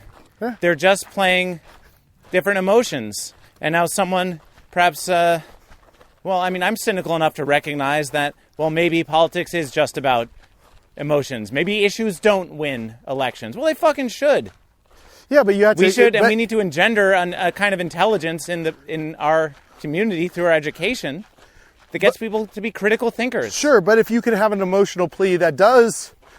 Well, yeah, if you can have both, that's fine. Yeah. But this is clearly... they went out of their way not to talk about real things. Oh, sure. And they want people to fucking fill in the blanks with whatever they think. Yeah. So when Clyburn says Joe's going to do the policy, you can just make up in your own fucking mind whatever you think that is. Oh, yeah. Joe's going to do it. Joe can do it. Joe can't do shit. Joe can't even fucking speak a fucking full sentence. Joe can't do shit. Joe doesn't care. That part of his brain is fucking dead. He's got fucking cottage cheese going on. It's just like... Man, Michelle was talking about empathy was a big thing. She was talking about, what about the empathy? We need someone with empathy. Empathy. Where's the fucking empathy for the hundreds of thousands of innocent civilians that have just died through our fucking bombing campaigns around the world? Yeah. Where's the empathy for the people who die for lack of health care? Yeah. Where's the empathy for the people who go bankrupt because of medical bills? Where's the empathy for the people who have lost their jobs and their health care? No. Where's the empathy for any of these people? If Joe has so much empathy, where does it even start? You have to have empathy for Jeff Bezos. You have to have empathy for the billionaires. These poor guys. They're just struggling to make the world a better place, and we're here just trying to cost them money. No, it's fucking... they're trying to out-fucking emote the fucking crybabies on the fucking right. Yeah. But this is I'd say a 40-year campaign of infantilizing, at least a 40-year campaign of infantilizing the American people. For sure. Between mostly corporations, but it's also, in large part, the fucking government. Yeah. And this fucking joke of a convention... And, of course, no mention of the... and then in the New York Times, it's like, Michelle Obama gives searing speech or whatever, electrifying speech to endorsement of Biden. And then the sub-headline, the next article was something about how Barney endorses Biden. And you go and you read that, and it talks about... a little mention of their differences on a few issues in the New York Times article. But it doesn't fucking mention the 800 delegates, myself included, who voted against the party platform as part of their analysis of the state of the party. I posted this thing about, the title of it was the something man. But it's like he asks you to meet in the center, and then he stands he stands and says, "Oh, meet me in the." He stands a foot away and says, "Oh no, meet me in the center." Yes. And he just keeps moving the goalpost back. That's what they do. They're just like literally like, "Oh, we don't like that message, so we're not going to include it in the dialogue." Yeah. Bless you. Take a break. Yep. Mind walk. Okay. I'm gonna sit on this tree because I can.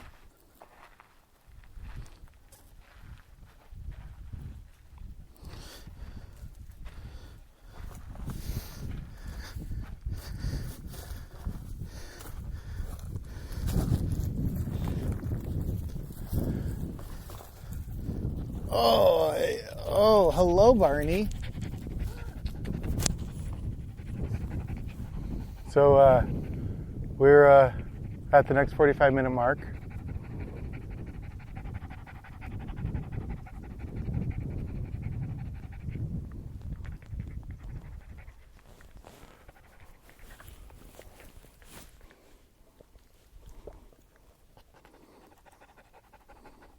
So the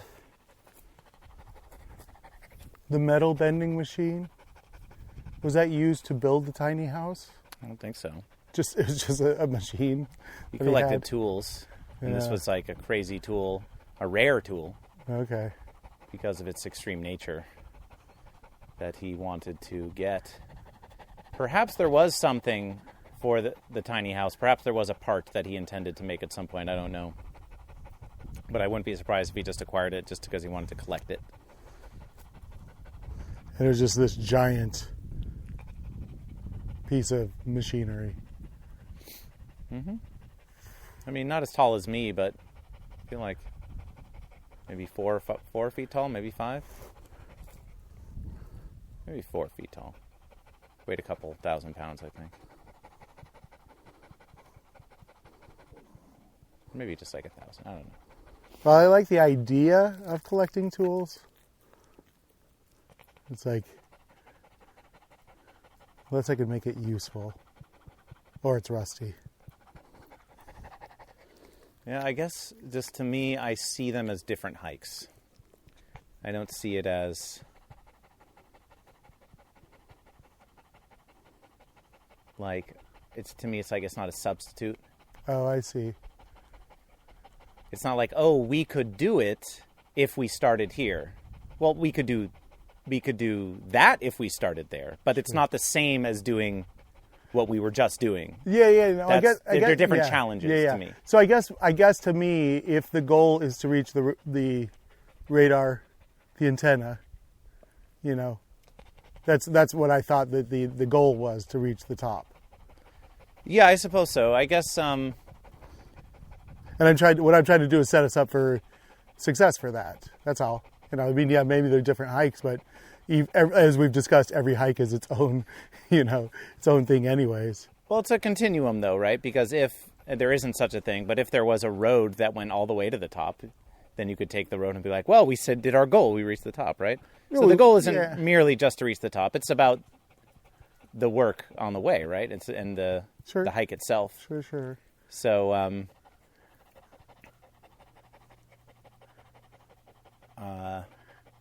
and we've done that. We've done that exact hike before. Yeah. Yeah.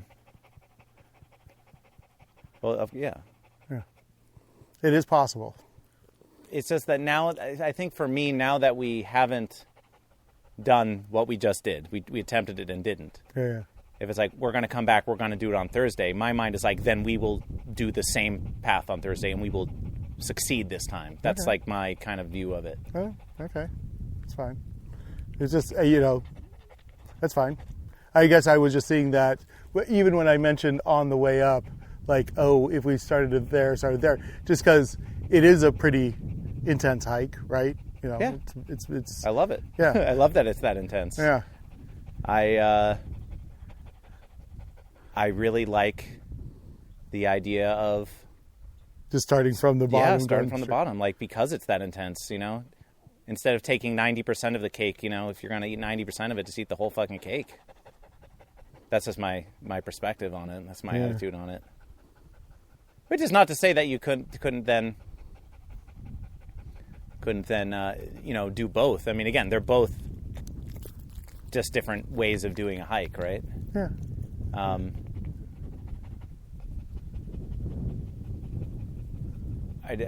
So I guess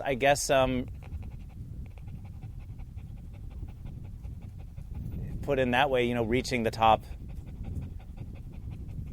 is merely it means doing the hike, right? So now I have it in me that I want to conquer that trail. Okay, fair enough. Fair enough. I want to know that we can do that. Fair enough.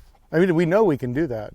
Well, did we start there last time we did it? Yeah, because that's what we came and did the loop, and then somebody said, "Oh, there's the hill," and we were like, "What?" And we came back. Maybe we did do it, but we didn't do it this time. We didn't do it this time. So we got to re-up. Yeah, no, and again, I think it's like literally for me, it's just how hot it goddamn is. No, I understand. I'm looking to the future now. I'm saying that's the one I want to do on Thursday. Okay, fair enough. Fair enough.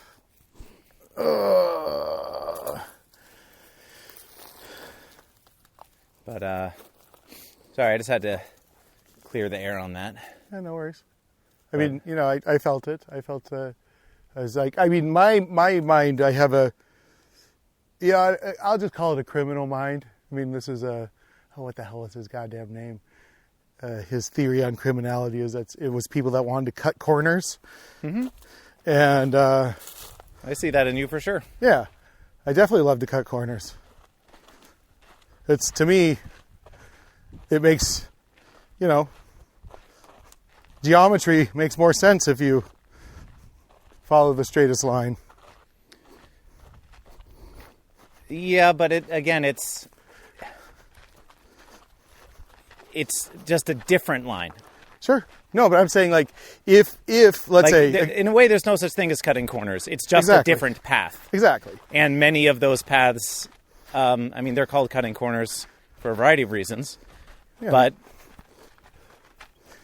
and it may be wiser to do something a certain way than another way because it's more efficient or because it cuts out extraneous shit that you don't need to do. Mm-hmm. But I don't think that really applies in the same way when I'm thinking about just something I'm doing for my own, like the point is for me to sweat and for my health and my bodily benefit. So it's like, well, cutting corners there for, it gets me actually less of what I want. Oh, hello. We got our, huh? My life philosophy is, if at first you don't succeed, don't take up skydiving. Yeah, I bungee jumped. That was enough. That was as scary as it gets. Yeah, never again. So sometimes the cutting of the corners, looks like sometimes I don't want to cut the corner just because that's not the path that I want to take. Sure. I guess, and even if they get you to the same place, that doesn't necessarily mean that they're not the same experience because it is a different path. Yeah. Well, also, whatever we do on Thursday is going to be a different experience anyways. Yep. Yeah. So that's no, you have there's like a completionist kind of modality in your head that I've for partially for my OCD and partially for how it lends itself to perfectionism. And also there's so much in our capitalist dystopia that's like, collect them all. Have you tried the new? No, but the beauty is we get to set our own parameters. Oh, yeah. It's not for the sure. Same thing. For sure. But I'm just saying, from my standpoint, to try to be out of the obsession and the compulsive energy, I don't necessarily have to be like, this is the thing that it must be accomplished in this way. I'm just saying, from my, and again, if you're saying that's what you want to do, I'm on board, sure.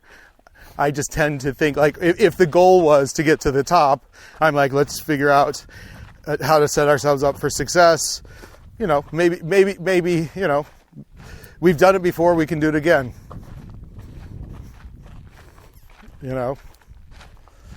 And, well, we can do it again, but we aren't doing it again unless we're doing it again. Yeah. Yeah. But we have a plan to try on Thursday. And now you've set the parameters of the thing that you want to try. So, great. And we'll start at a different time of the day. Yes, please. And so we'll set ourselves up for success in that way. Yeah. I don't know. I mean, maybe I'm OCD about it, but I don't necessarily want to make a disorder out of it. I feel like I'm just adamant that this is what I want to do. That's what I'm saying. For me, I'm just adamant that this is the way it should be. I'm kidding. What's that? I'm joking. No, I didn't hear what you said. I'm saying I'm adamant that this is what we should do. You said adamant, which is like, it's kind of, it's the kind of language that I tend to stay away from personally myself, because it does lead me down an OCD path. Like I don't. Did I say that it's what we should do, or did I say that it's what I want to do? No, it's adamant that I want to do. But I think it's a funny way of stating your position. Well, yeah. Well, I just, if there's something I'm feeling passionate about, why would I want to back down from it? No, I get that. Again, these are the kinds of languages that I have to personally, because of my broken brain, have to stay away from. I kind of have to stay away from, too much, too many shoulds, too many absolutes, too many like hard desires. Again, just because, those things lead me to depression and anxiety, so I have to be careful about it in the way I language things to myself and others. That's a lot of what I look at in the world, you talk about messaging, the propagandistic aspect of the fucking, I think the world has a bad script. I think the world is operating, saying words that cause it to have more problems rather than more, whatever, joy. And it's just, there's a tendency, because I just think about Dan again, how I just know he's got a bad script in his head. Mm-hmm. And that bad script sets him up for failure. Yeah. I can't stop drinking. You can. Sure. Give it a try. One day at a time, as they say. Well, I always try and bring the element of choice back into it. Yeah. And I've mentioned this to you before, but just because, not in a way to say like, you have a choice and therefore it's your fault. Not that. I just feel like at a certain point, like if someone doesn't have a choice to drink or not to drink, and they are drinking, right? Then again, in the long run, at a certain point, the healthy thing would be if choice were reintroduced back into that person's life, mm-hmm. so they could choose not to. Mm-hmm. So that's why I'm always wanting to find the point at which choice can be reintroduced, because that's, in the long run, that would need to happen. Yeah, well, that's the. I will also say, like, in my recovery, I'm not a fan of the disease model of alcoholism, but I will admit that there are so many complicated biological, social, and genetic factors that are in play for alcohol, or drugs for addiction, that it does take on a lot of disease manifestations. It behaves like a disease in many ways, but obviously it's a disease of choice. It's a behavioral disease.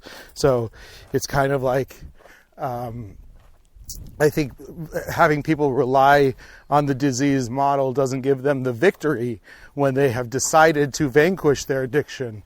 Because it's basically like then the choices that they're making to mitigate their problem is just a sign to, well, the body just heals itself instead of the conscious effort. Because I always say the big thing that I disagree with any of the 12-step programs is like, no, I fucking did this. God didn't have anything. Well, I mean, this gets into my complicated idea of God, but no, fucking God didn't have shit to do with it. It was fucking me. I did this. And they want you to be, it's almost like they want you to be demeaned in the power of this overwhelming thing. But my thinking changed around that, partially because I took ayahuasca, and it liberated me from some kind of bad scripting around my ideology around drugs and alcohol. It broke some fucking loop that had been playing in my brain for fucking years. And I think that that's why I'm a proponent. Is like, this may be enough of a shock to Dan's system that he can decide afterwards. He's going to definitely be off of fucking alcohol for a few days, for sure. But he's on a lot of other hardcore drugs. So it's like, is he going to be?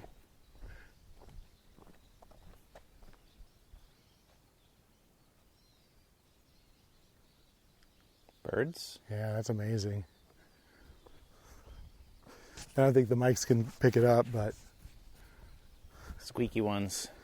Must be I don't know how many, a couple dozen, you think? Yeah, a couple dozen. It feels like there's like maybe like nests, and these are a lot of babies asking for worms.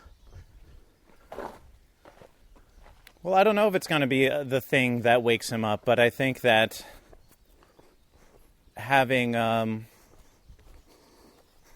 if people really don't have a choice, then don't they need intervention to help them? Yeah, it's tough because I feel like this is a delicate thing where, let's say, the marketing, let's say you start drinking when you're 10 or 11 years old, whatever, right? And you're in a culture that markets the idea that you're a fucking stud if you drink. The messaging goes so deep. Like, do I have a choice to speak another language besides English right now in this moment? No, but I could learn, and you can learn to maybe not be addicted. You could learn to take up other behaviors that might mitigate it. It's a long project, right? Yeah. And so it's like, it's almost like until some of those things have taken a kind of root, you're still in a place where the choice aspect is in a mist, is in a fog. Like, I had a couple. Yeah, but that's why I'm talking about the concept of intervention. And I don't mean intervention necessarily like by whatever it means in like the AA context. I'm just saying that if someone cannot break free from a cycle and they have no choice, in effect, they have no will of their own. And while ultimately they need to recapture that will, or at least if not will, then just their own self-determination, wouldn't it be necessary at that point? Because either some huge shock has to happen, like of this kind. But that's what Bill W. used to say. Or perhaps, and perhaps not, but perhaps intervening and saying, well, you can't make a decision, so we're actually going to make a decision for you. Well, that's what the courts do, or whatever, family, that is... I mean, I've had arguments with this with some friends of mine where, his brother, I have a friend whose brother is just destroying his life right now. From alcohol? Has been for decades. From alcohol? From all kinds of drugs. Oh, just the whole thing. I mean, the drugs are they're both a symptom and a cause. Yeah, for sure. So it's, it's a lot of things. It's a lot of things, but basically... It's bad decision-making at its core. I mean, But, he didn't want to intervene because my friend, his brother has this very kind of... He has a very libertarian streak of like, well, it's not for me to tell him what to do with his life. And, like, I agree with that, but only to a point. Because, if, like, it's not for you to tell someone what to do with their life in the long run. But there comes a point, I feel, where people are engaged in self-destructive cycles where it's like, we can't really trust them to make their own decision, or even to know, or even for them to know or to see with any clarity what they want. Well, yeah, and also it's like they're not even in a position to do that. So it's like, I feel like intervening in those cases and trying to get them off that track just for enough time for them to have to see a little more clearly. Yeah, Barney's drinking the water right out of the ground. Instead of out of the fucking lid. It might be the smell of the Nalgene or whatever. Yeah, that's what I'm thinking. The cup needs to probably get a lot more dirt on it. Well, we could try bringing a wooden cup because he licked out of that wooden spoon. Yeah. It's true. I'll find a wooden cup. So, yeah, I'm not saying it's an easy thing because I don't want to sit here and be like, I am the person who knows when everyone needs to have their life taken over by me. I understand that that's an extreme, that's where it can go also. But life is complicated. And and I think that some people really do need a fucking... I mean, a kick in the ass. Like, look, and people need a support network. Yeah. Like, that is just something human. Yeah. So one of the things that Al-Anon, which is the 12-step program of people that are in relationships with alcoholics, like if your parent or your partner is an alcoholic and you want to figure out what's the best thing that you can do, one of the things that they say is like, the most powerful thing that you can do is only assign consequences to things that they do that hurt you or your family. You know, what you would say is like, if you drive drunk with the kids again, I'm going to call the police, right? If you do X, I'm going to do Y. So it's like you have to sign these very strict, and you have to stick to it, right? Right. Yeah. And then that way it's like, then that's where the kind of codependence and the kind of the intermingling kind of like all you can do at that point is control your own behaviors and assign punishment to the behaviors that are hurting you, right? If they go out and fucking, stay out all night long, you could be like, well, if you don't come back, I am going to change the locks and you're not going to be able to get back in the house or whatever the thing is. But they also know that a lot of times you're talking to somebody who might be a violent or abusive drunk. So you have to draw your line here and then move it out, draw it as close to yourself as possible. And then you move it out slowly to get your boundaries back from the person. And it's again, addiction is a very wily demon to try to battle, and each drug has its own flavor of demon, and each addict has their own very personal array of demons that they're battling, and a lot of that has to do with whatever trauma and upbringing and genetics, and it's like they're like. It took me getting fucking rolled by the Shoreline Crips and a fucking dose of ayahuasca before I was able to convincingly change my own behavior. And I had those 2 drinks the other day, and I felt like shit. I felt like garbage afterwards. And I was like, fuck, I can never fucking drink again. I mean, maybe if somebody hands me a beer, I'll have a sip or 2 because it's very refreshing. But most of the time, by the time you get to the bottom of your first beer, it's just like, yeah, I didn't really need that. But it's, I've even been eating some THC mints and fucking thinking about other substances. And I'm like, no, I just don't need it. My brain's fine. That's good to hear. Yeah. Support that. Except for, a little bit of microdosing once in a while. But that's also what I found is, at the end of my 11 years of pretty strict sobriety, the kind of the strictness was part of the problem. My fucking gritting my teeth and I'm going to be sober and nobody can let anything into my body. And it just really was, I didn't have a relaxed state around it until I started doing mushroom therapy. And then I was like, oh, well, I'm not addicted anymore, but also I don't have to be so, kind of resistant to the world trying to fucking violate me with its chemicals, I remember I had a debate with a sociology professor about, I think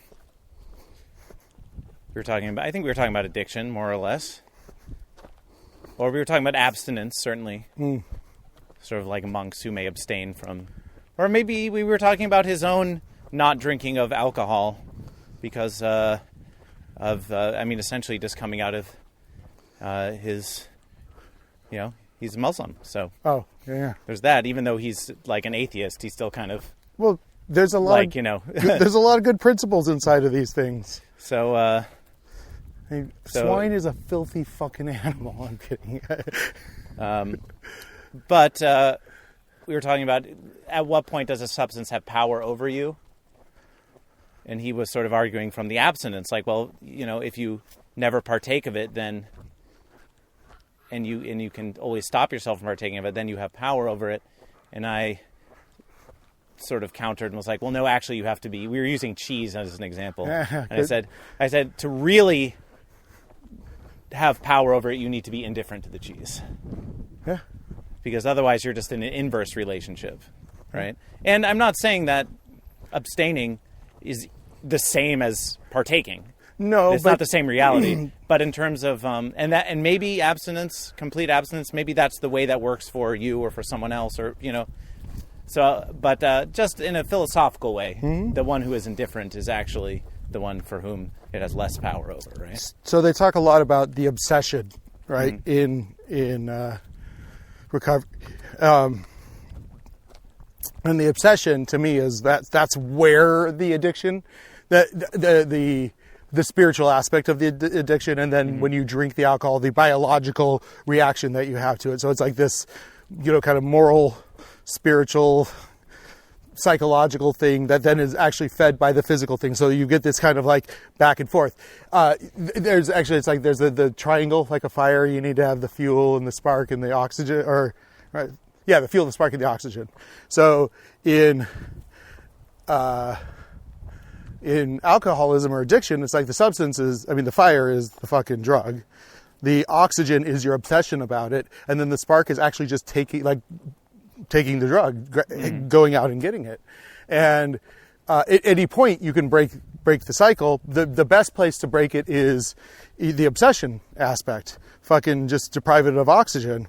And that's, to me, what a lot of, you know, kind of either therapy or even AA could do it. But I found that AA, for me, felt like a lot of like, we're obsessed about alcohol, aren't we? Yeah, we're really obsessed about alcohol. But we're not gonna drink well, it's like the alcohol is their religion, right? Yeah, we're not gonna drink it though, right? Yeah, no, we're not gonna drink that. Oh, it's gross. But it's like I am truly, after my ayahuasca journey, I mean, it really did just fucking get rid of my obsession like that. The obsession aspect went away. I still went to meetings for a while to kind of like be in the habit of being in a place of talking to people that were in the same mindset as me, because I didn't have other people to talk to who gave a shit about trying to keep their minds, you know, like one way or another. Even when I first started hanging out with you, you were, you know, kind of deep in a, you know, partaking of marijuana. Mm-hmm. Yeah.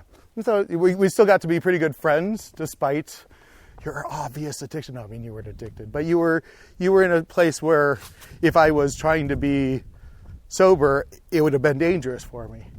You know, I would have been. I wasn't pushing it on you. No, but I would have been like, oh, you know, Mike seems like he's having fun. And, oh, sure. You know, like, oh, well, maybe, you know, he's doing pretty good. Seems like he's doing his comedy thing, you know, whatever. Like, it's that thing where it's like, well, maybe I could solve my problem. Maybe all my problems. I mean, isn't that all my problems are going to be solved? But that's where the obsession starts. Right, and then lo and behold, there are other consequences and other problems. Yeah. So hey, I wanted to ask though about addiction, right? Yeah. So, and another friend of mine, he has I don't know what they called an addictive personality. That's a tough one, but yeah. But he. Like when he was younger, when we were young, he was addicted to soda and caffeine. Sure. I mean, his room would just be littered with cans, and he would just be drinking them constantly. And then he would say, it dawned on him at one point that it was really fucked up that when he felt tired, his immediate reaction was to go get a soda as opposed to like taking a rest. Yeah. It's like, oh, you're tired? Rest. As opposed to just reaching for another. Yeah. But then he got addicted to weed after that. And he was certainly addicted to his anger and playing video games. But it's that, I mean, so often we do see, right? Someone substitutes one addictive behavior for another. Yeah. And so that, again, is brings me back to my point about wanting to improve the foundation. Yeah. Because it seems to me that, yes, each substance, as you rightly point out, has its own flavor and its own kind of addiction, right? Mm-hmm. But can it not also be part of the equation that there's some kind of underlying variety of issues? Well, and we can talk about where those issues come from. Yeah, for sure. Right? Whether they're genetic, whether they're societal, whether it's a series of as a consequence of personal choices, whether it's family, whether like all of these things, it's all part of it. Absolutely. But if that thing isn't being addressed directly, then it may contribute to a jumping from one addiction to another. So one of the, I mean, is that a yeah, fair? for sure. So one of the things they talk about in,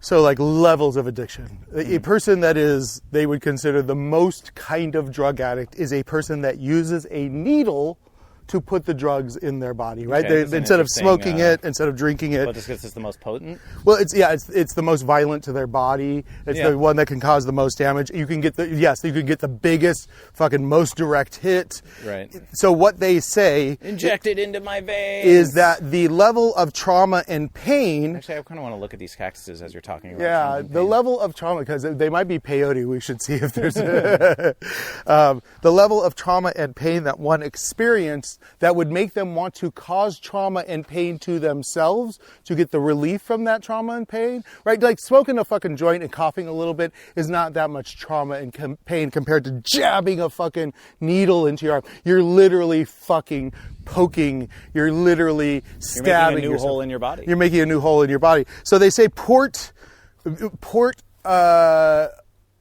intravenous port drug users are the ones that have the most trauma from which they're trying to heal. And typically, this is not everybody, but typically that stems from some kind of sexual.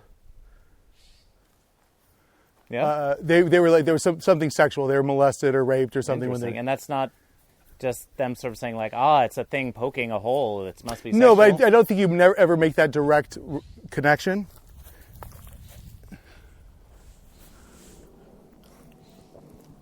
Yeah? Hold on a sec.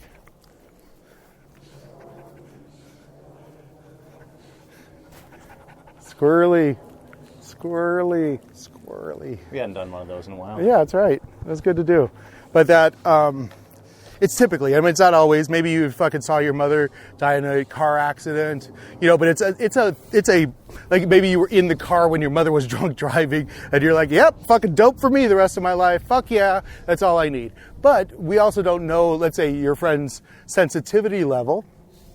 Whatever it was, he may have been just a sensitive young man. He got yelled at too many times for being slow or tired or whatever. It's like, I can solve that problem. And so, like, it starts with the sugar caffeine addiction. Mm-hmm. And then now the fucking, you say addictive personality, but it's like he has found a way in which the obsession for solving his problems externally through substances has been triggered. And it's like, once that thing has been triggered, it's like fucking, like once you fucking know that you can be an atheist, is there any other possibility? Like, it's like having a certain kind of knowledge that it's hard to escape from. Oh, I know that I can change my state if I take the right drugs. And so like, I think that every human should have the freedom to change their state, but it's also then the risk on the other side of it is like, I just need that fucking bigger, better fucking drug, baby. I need sugar and fucking caffeine didn't do it. Maybe beer is going to do it. Oh, maybe alcohol, or maybe weed's going to do it. Maybe beer plus alcohol plus sugar is going to do it. Maybe, and then you just come to this point, but then what ends up happening is there's like I call it a hangover, but the biochemistry of your body gets a dependence, or you could both have a psychological and a physical dependence, meaning like I had a friend who smoked pot and I could see when she was ready to smoke weed because she would create all of this anxiety in herself. Oh, yeah. And then she'd be like, well, the only thing that's going to fix this is smoking pot. I'm like, you just talked yourself into wanting to get high. And so it creates just like I a think feedback people become loop. Masters at creating their own justification for everything that they do, so that there's that they set themselves up to have no choice, which in a way is a relief because then they don't have to take responsibility, right? But often they may not be So aware this of drinking it. fountain. But the process starts much earlier, and to everyone else, they can see it coming miles away. But Yeah. for them, they don't see it sneaking up on them. Yeah. Getting to know what these signals are early. Oh, sure. Is incredibly, incredibly important. Sure. I mean, yesterday. Oh yeah. When I was smoking a bit, and I think also some of my depression about the world. Yeah. Oh, for sure. Was coming from watching the DNC. Yeah. But also from coming down off of the high too. Yeah. I know that that's part of it as well. Yeah. And also from what's going on with Dan. There was a lot of shit going on. Yeah. It was a big day yesterday. But I was tweeting stuff out. I was like live tweeting, and I was doing this, and then I was like, oh, I got to edit the thing, and I'm going to respond to this email, and I was like going, but again, this is where the weed helped. I was able to take notice of that kind of frantic energy, and just tell myself, like, Mike, it's okay. You can relax.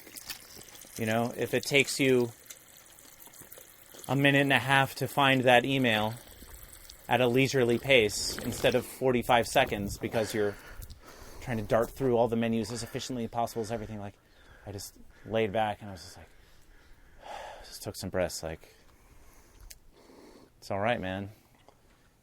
This intense week is done. I've got a little bit of time and I can just relax. I don't need to feel that frantic energy around every moment, every waking moment until I go to bed. I can chill, and it was just a good moment for me to disassociate a little bit and see myself for what I was doing and to recognize that state that I was in and go, man, I don't like being in this state. I do this a lot. I do this all the time. And it's good for getting things done, and it's not bad in small enough doses. Yeah, but that's the fucking... But it's like I got to be able to relax too. Yeah, but that is the addiction of capitalism. It kind of creates that state of anxiety and emergency. That state, I gotta get. That's what we've been until the fucking pandemic. The world was fucking rolling on that energy for fucking 30, 40 years without stop. That's why fucking climate is fucked up. That's why there's so much addiction. That's why, because everybody's at the fucking right now behest we're of fucking... ejecting carbon dioxide and methane into the atmosphere, effectively through a needle, through a smokestack, injecting it directly in its most potent.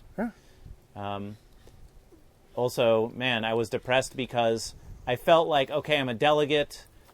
I signed this no on the vote for the party platform because I'm not Medicare for all. And it's like, Bernie doesn't fucking mention it. The news doesn't mention it. And it's like, I just had this feeling, look, what am I fucking doing? I had these negative thoughts. It was like, I've accomplished nothing. I've spent a year of my time trying to move the ball and doing these things. And then fucking Shaquille just fucking slammed it out of your fucking hands and said, vote Democrat.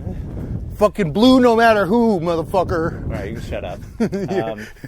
And I felt like... And then I was live tweeting, and I was like, oh, I'm going to get some followers out of this. I'm going to use... And then I did get some followers out of it, like, whoopee. But again, it's like, at the end of the day, I'm shouting into the void. It's like,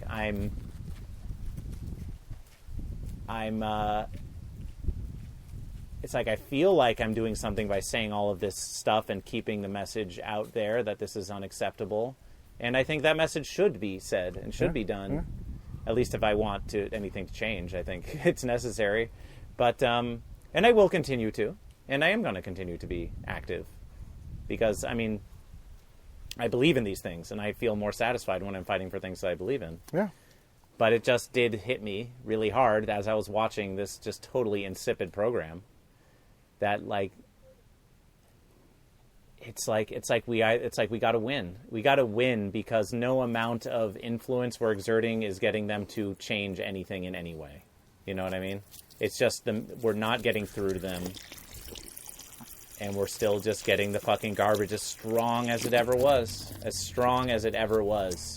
So it was very depressive for that reason. Yeah. And then I realized that there was the DSA, Democratic Socialists of America, which I recommend people join if they want to fight for these kinds of things. they had a thing going on like during the convention, like from 6 to 8 Pacific, that it was called, Socializing with Socialists, and they were going to have like a little Zoom meeting get together, like while the event was going on. But I just got it in my head, like I wanted to see it. I wanted to see just how bad it was going to be, and I wanted to tweet about it. But as a result, I missed that. I missed the socializing. Yeah. In my head, I naively thought, I was like, oh, well, surely they wouldn't put that during the convention. They'll probably put it after. So it's like, oh, we all see it. And then we're like, oh, that was horrible. And then we can all kibitz about it. But they were like, no, fuck that. We're not even watching it. We're going to socialize with each other instead and build our power that way. So I feel like it would have been a better use of my time. And I would have liked to have been socialized with them. And because to hang out with them in a non-organizing context where you can be a little more free, I might have even brought a little bit of craziness to that. I was prepared. I was actually going to do it. I was in my getup, and I was like, I'm going to go onto this fucking socializing thing, and I'm going to bring the corporate Democrat. Oh yeah. Oh no, I was going to go full. I was going to bring the full thing. Goat versus fish. Bird versus that's bear. What some people call it. Some people call it goat versus fish. Other people have other names for it. But I was going to bring the madness. Yeah. And I was all ready to go, and then I was like, fuck, it already happened. Oh, damn. So that's when I recorded my silent video where I just moved around the camera, and it felt good to do that. Yeah. But I felt bummed out. I was like, oh, I missed this chance to socialize. I missed this chance to connect. But then again, it's like, calm down, Mike. It's okay.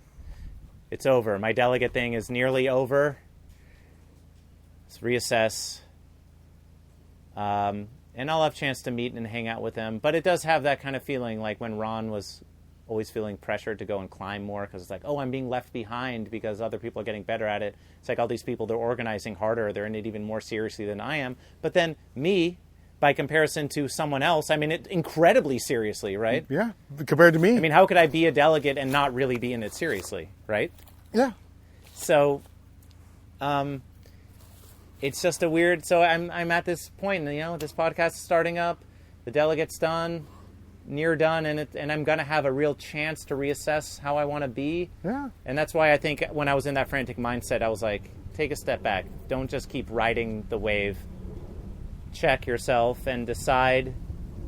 Really make a conscious choice about how you want to proceed and what you want to prioritize as opposed to just continuing to go. You know what I mean? Yeah. I do. So it's like I feel like obviously the surgery for me was that, like, not that I was in I ended up being in a pretty go-go mode chasing after my the intervention, but yes,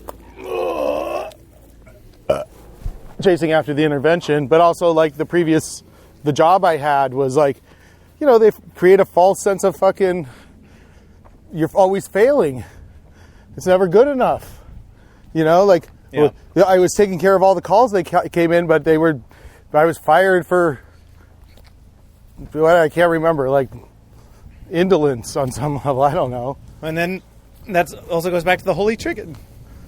Holy chicken. Make the workers feel like shit and abuse them and make them totally nervous and frantic and panicking.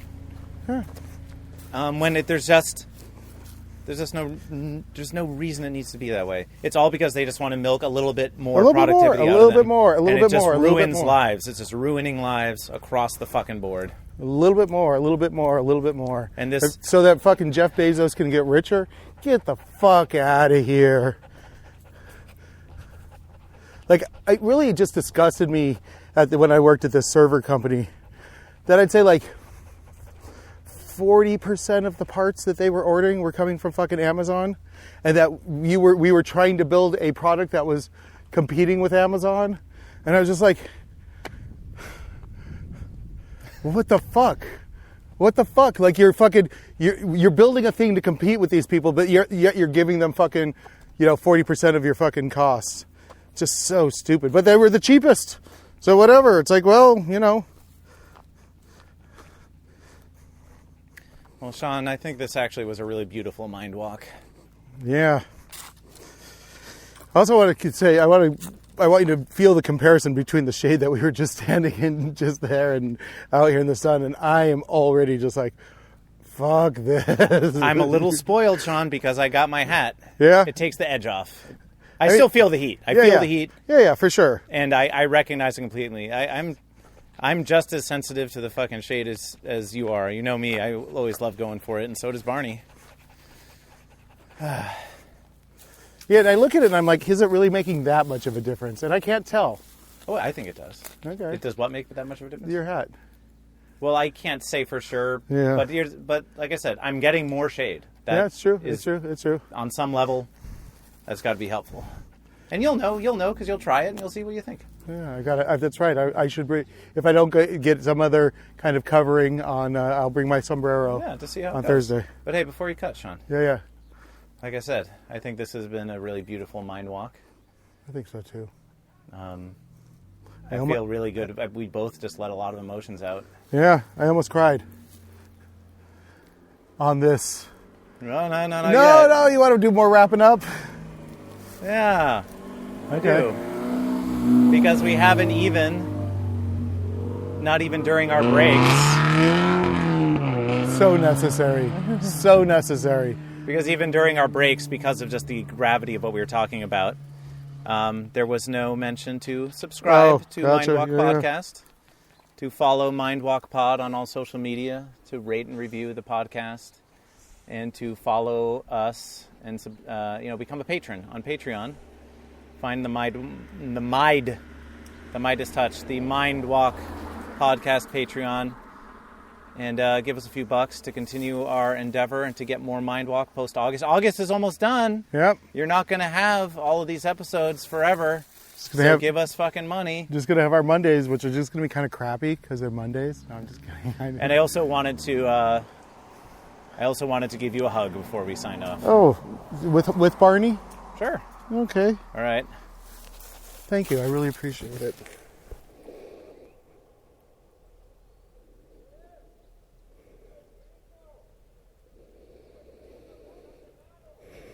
Yeah. Oh. Thank you. You're welcome. Really appreciate it. Even Barney liked that hug, right, Barney? He's licking my face like, yes. Well, Okay. guys, we'll conquer the mountain on Thursday. On Wednesday, tomorrow, we're going to Malibu. Going to the boo. We'll see you next time on Mind Walk. Bye. Bye. Bye-bye.